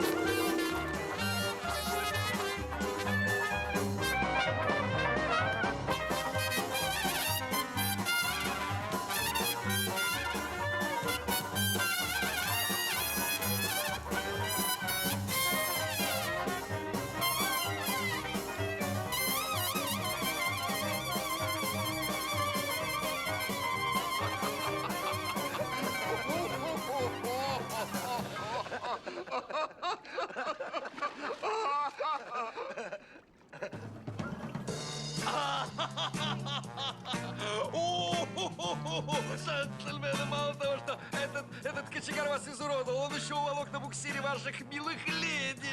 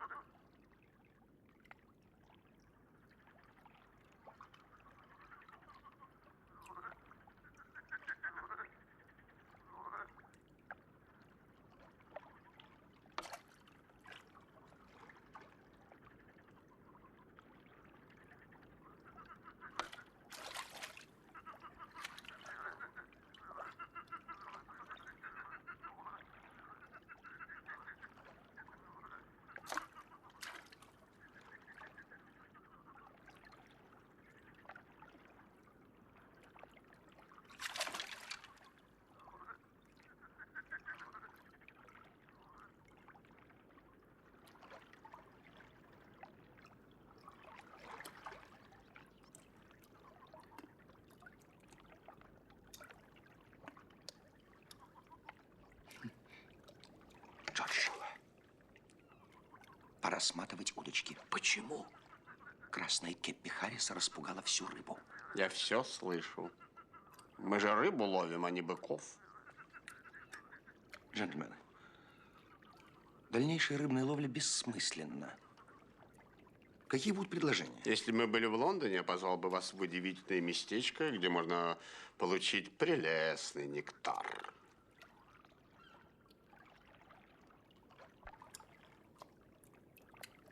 Друзья мои, я тоже знаю одно место. Это таверна «Крошка и Джо».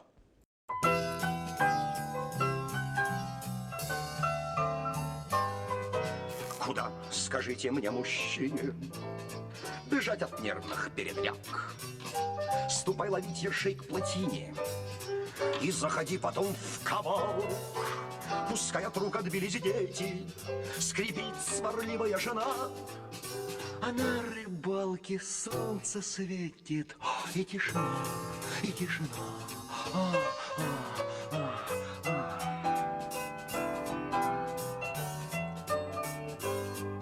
К чертям проценты, банки, суды, газеты, тресты, короли.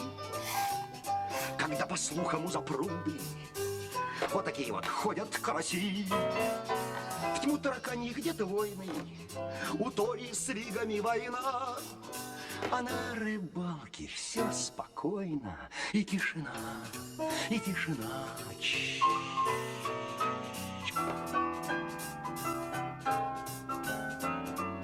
А мне что? Пускай политики в запале зовут весь мир пустить на слом. А рыболов ко всем лоялен, и на реке, и за столом. Его улов хорош на диво, душа спокойствия полна. 2-3 сосиски, кружка, пиво, и тишина, и тишина, и тишина. Да, мистер Жером, в прошлую пятницу мне удалось поймать кое-что. Интересно. Осетр. 4 пуда весом. О, красавец. И притом на удочку. Когда эта громадина клюнула и повела, я думал, что мне конец. Я водил его 3 часа, пока он не угомонился, потом вытащил. Джо, пиво! Перестань орать, я сейчас приду. И велел тут же набить чучело. Вот она моя крошка. Вот эту самую? Вот эту крошку. Не может быть. Не рыбаки. Вообще, мистер Джером, рыбаки часто врут. Но я никогда не вру, когда мне удается поймать что-то настоящее. Вот он, красавец. Что ты смеешься, птенчуга? Ты кроме лягушки в жизни ничего не поймал. Джо, я сейчас приду, перестань орать. Я разговариваю с царом. Так вот, мистер Джером, ему 718 лет. Память. Помнит всю историю Англии. Днем 6 пудов. Пуд мяса и 5 пудов памяти. Но это я шучу. Пиво! Иду, скотина, иду. Сам ты, лягушка. Осьминог лохматый. Тюлень мордовый. Знаете, кто поймал эту форельку? Как? Разве это не осетр? Это форелька? Сами вы, сэр. Осетр. Вас здесь не было, когда ее словили? Нет, я приезжий. Это я подцепил эту форельку 5 лет тому назад. Так это вы поймали? Не. Ага. Верите этому косолоту проклятому? Я ее ловил под мухой. На муху. В ней 26 фунтов живого мяса. Сейчас взвесимся.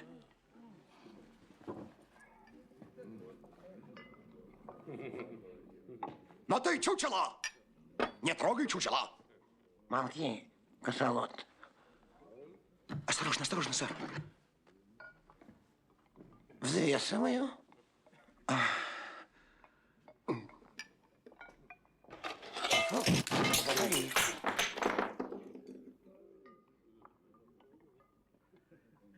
Взвесились. Она была из гипса. Я, кажется, нарушил одно из принятых нами условий. Никаких фантазий. Но, с другой стороны, если бы об этом не рассказал, я бы нарушил другое, не менее важное соглашение, принятое рыбаками всего мира. Во все времена и у всех народов. Что поймано, о том и рассказано. Главное, правдиво.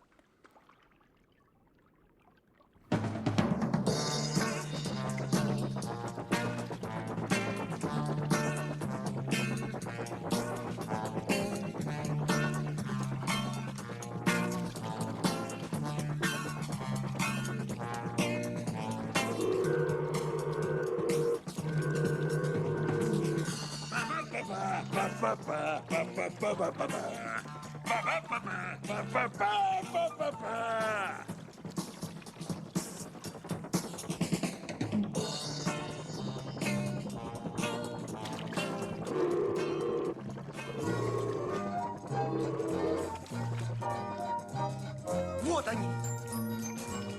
На словах всегда мужчины, все такие молодчины, и в любви поклясться могут всякий раз. Убедите, Докажите. Но сначала догоните. может быть, тогда послушаем мы вас. Может быть, тогда послушаем мы вас.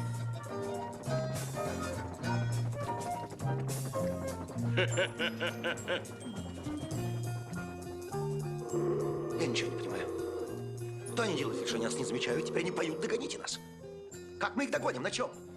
Они просто издеваются над нами. А может быть, это форма женского кокетства? Это не кокетство, это истинная женская сущность. Им наплевать на двух безупречных, на трех безупречных, духовно богатых молодых людей. А этому кретину они отдали предпочтение, потому что он взялся прокатить их на моторном катере с ветерком. Лишний раз убеждаюсь, как прав был старина Байрон, который говорил: «О, женщины, ничтожество вам имя!» Харрис, это говорил Шекспир. Шелли. Шекспир, Харрис. Ну, сказал и сказал. Друзья мои, мы нарушаем параграф 2 нашего соглашения. Путешествовать в чисто мужской компании. И никаких излишеств. Только солнце, только небо и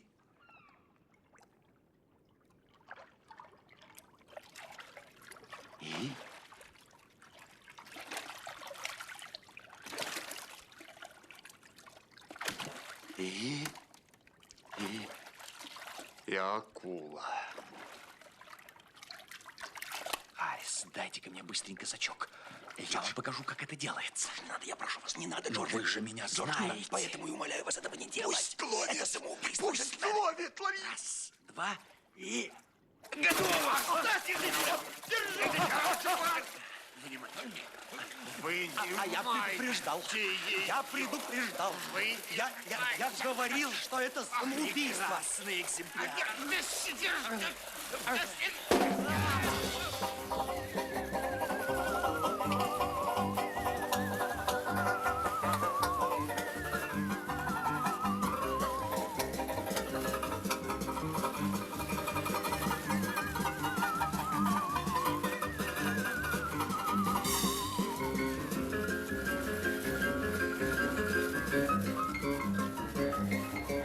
Вот они.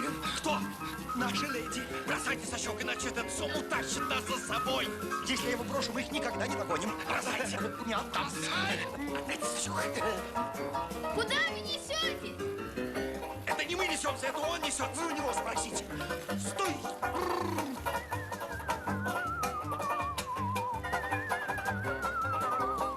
Остановитесь!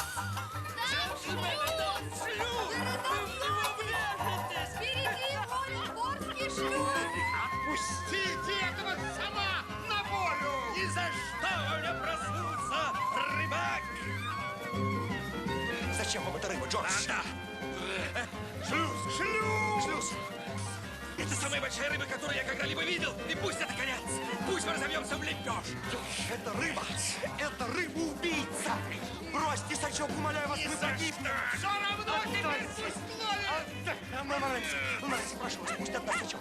Я прошу вас, укусите его, пожалуйста. Пусть кусает меня там. Нет, это моя рыба. А вы хотели бы, чтобы я сидел дома в Лондоне у камина? Джордж, только солнце, только небо и... Ну что? И все. Слава Богу. Ой, моя рыба, моя рыба. Вы лишились рыбы, сейчас вы лишаетесь жизни! Холодильник, осторожней! Держитесь, джентльмены! Держитесь! Шлюз закрывается!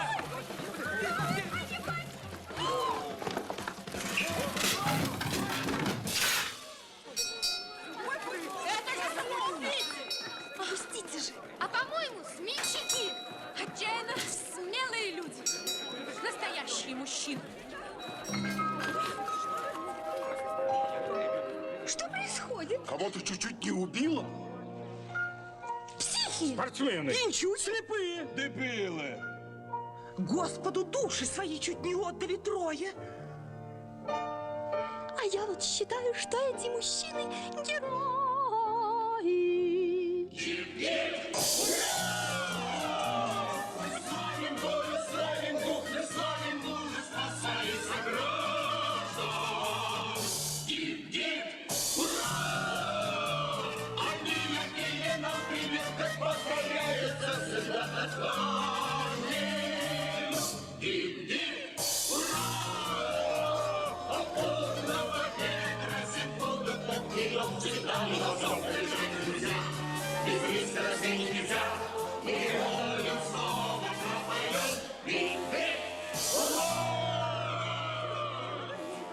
Дайте мне бинокль.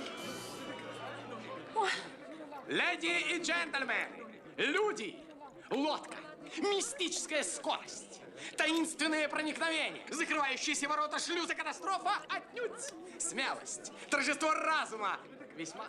Гип-гип, ура! Ой, извините.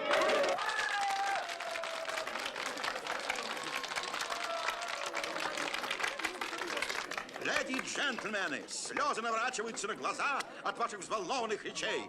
Я не мастер говорить речи, мои друзья не дадут мне соврать. Мне проще спеть. Я вам скажу, какая сила явилась главной из причин, что даже смерть не устрашила троих решительных мужчин. Летели мы по водной шире, нам ревность горячила кровь. Не сон, миледи, тащил нас на буксире. А нас вела сама любовь.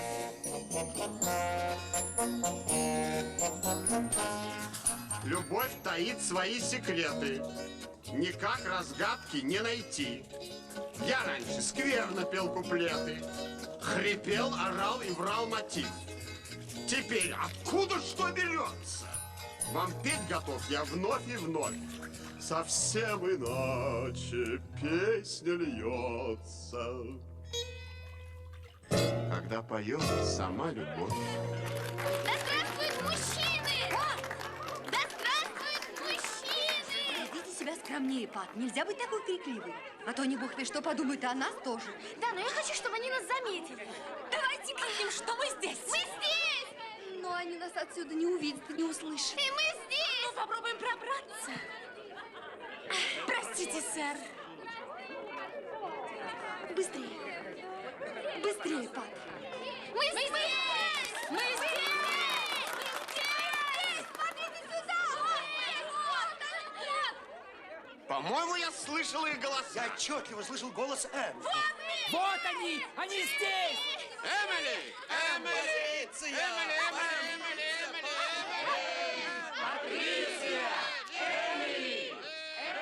Нет, это невозможно. Так они никогда нас не услышат. Нам нужно спеть нашу песенку. И если они настоящие джентльмены, они обратят на нас внимание. Да. Что случилось? Что такое? Сердцу нет в груди покоя. И как пламя щеки обжигает кровь.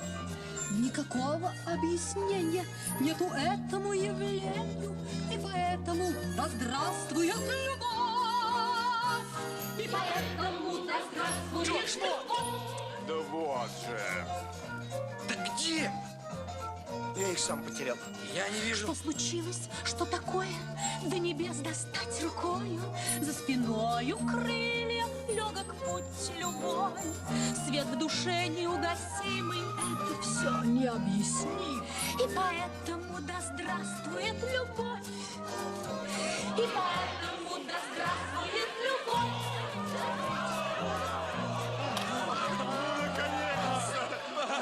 Харрис. Мамарецы, смотри, Патриция. Мы здесь! Мы здесь! Да, Харрис, у вас скользкая голова. Уха! Попробуем снизу.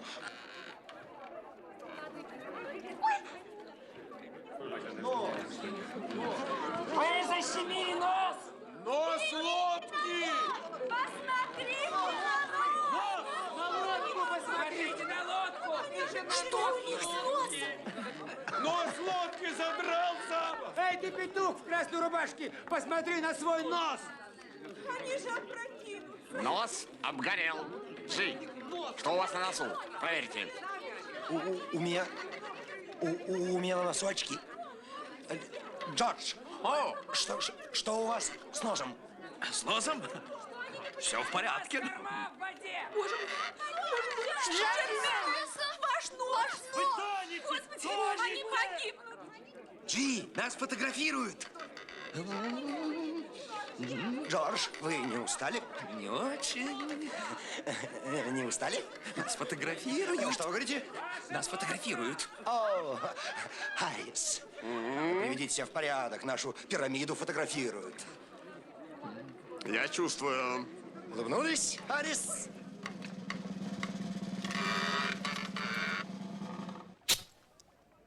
Патриция!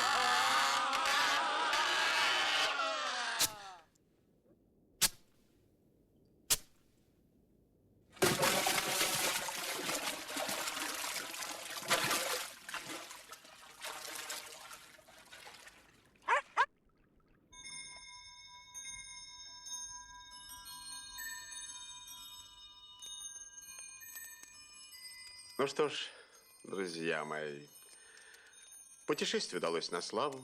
Во всяком случае, никто нас не упрекнет, что наш отдых был неактивный. Я благодарен старушке Темзе за прекрасную прогулку. Мы действительно поздоровели, окрепли. Джи, это вам не пудинг, а мышцы. Джентльмены, Да. сейчас будет тост. Осторожненько, осторожненько. Меня выпрямите, пожалуйста. Пожалуйста.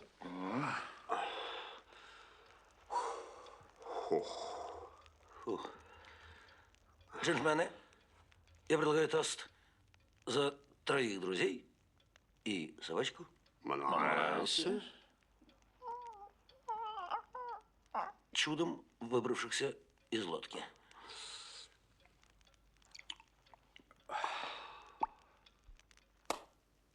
Может, потанцуем? Да. Пат. Да, дорогой. Энн. Да, милый? Простите. Эмили. Да, любимый.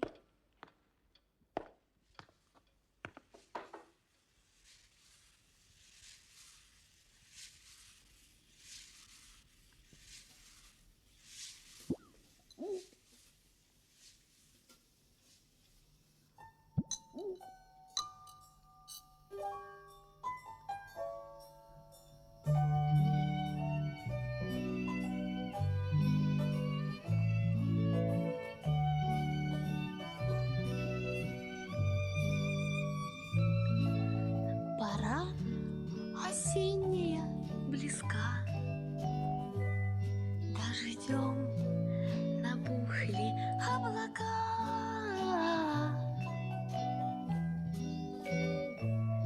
Под ветром клены клонятся, а нам все время помнится Нежная река.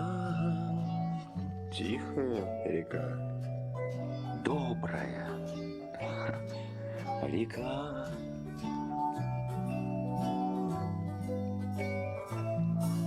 Пускай опять издалека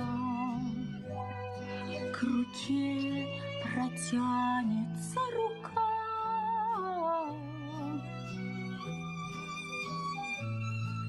И к месту встречи памятной опять она поманит нас. Нежная река. Тихая река. Добрая река.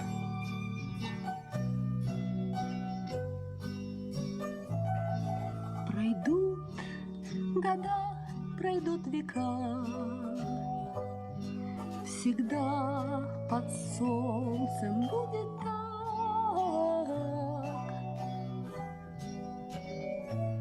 Две лодки где-то встретятся и радостью осветится. Нежная река. Тихая река. Добрая река.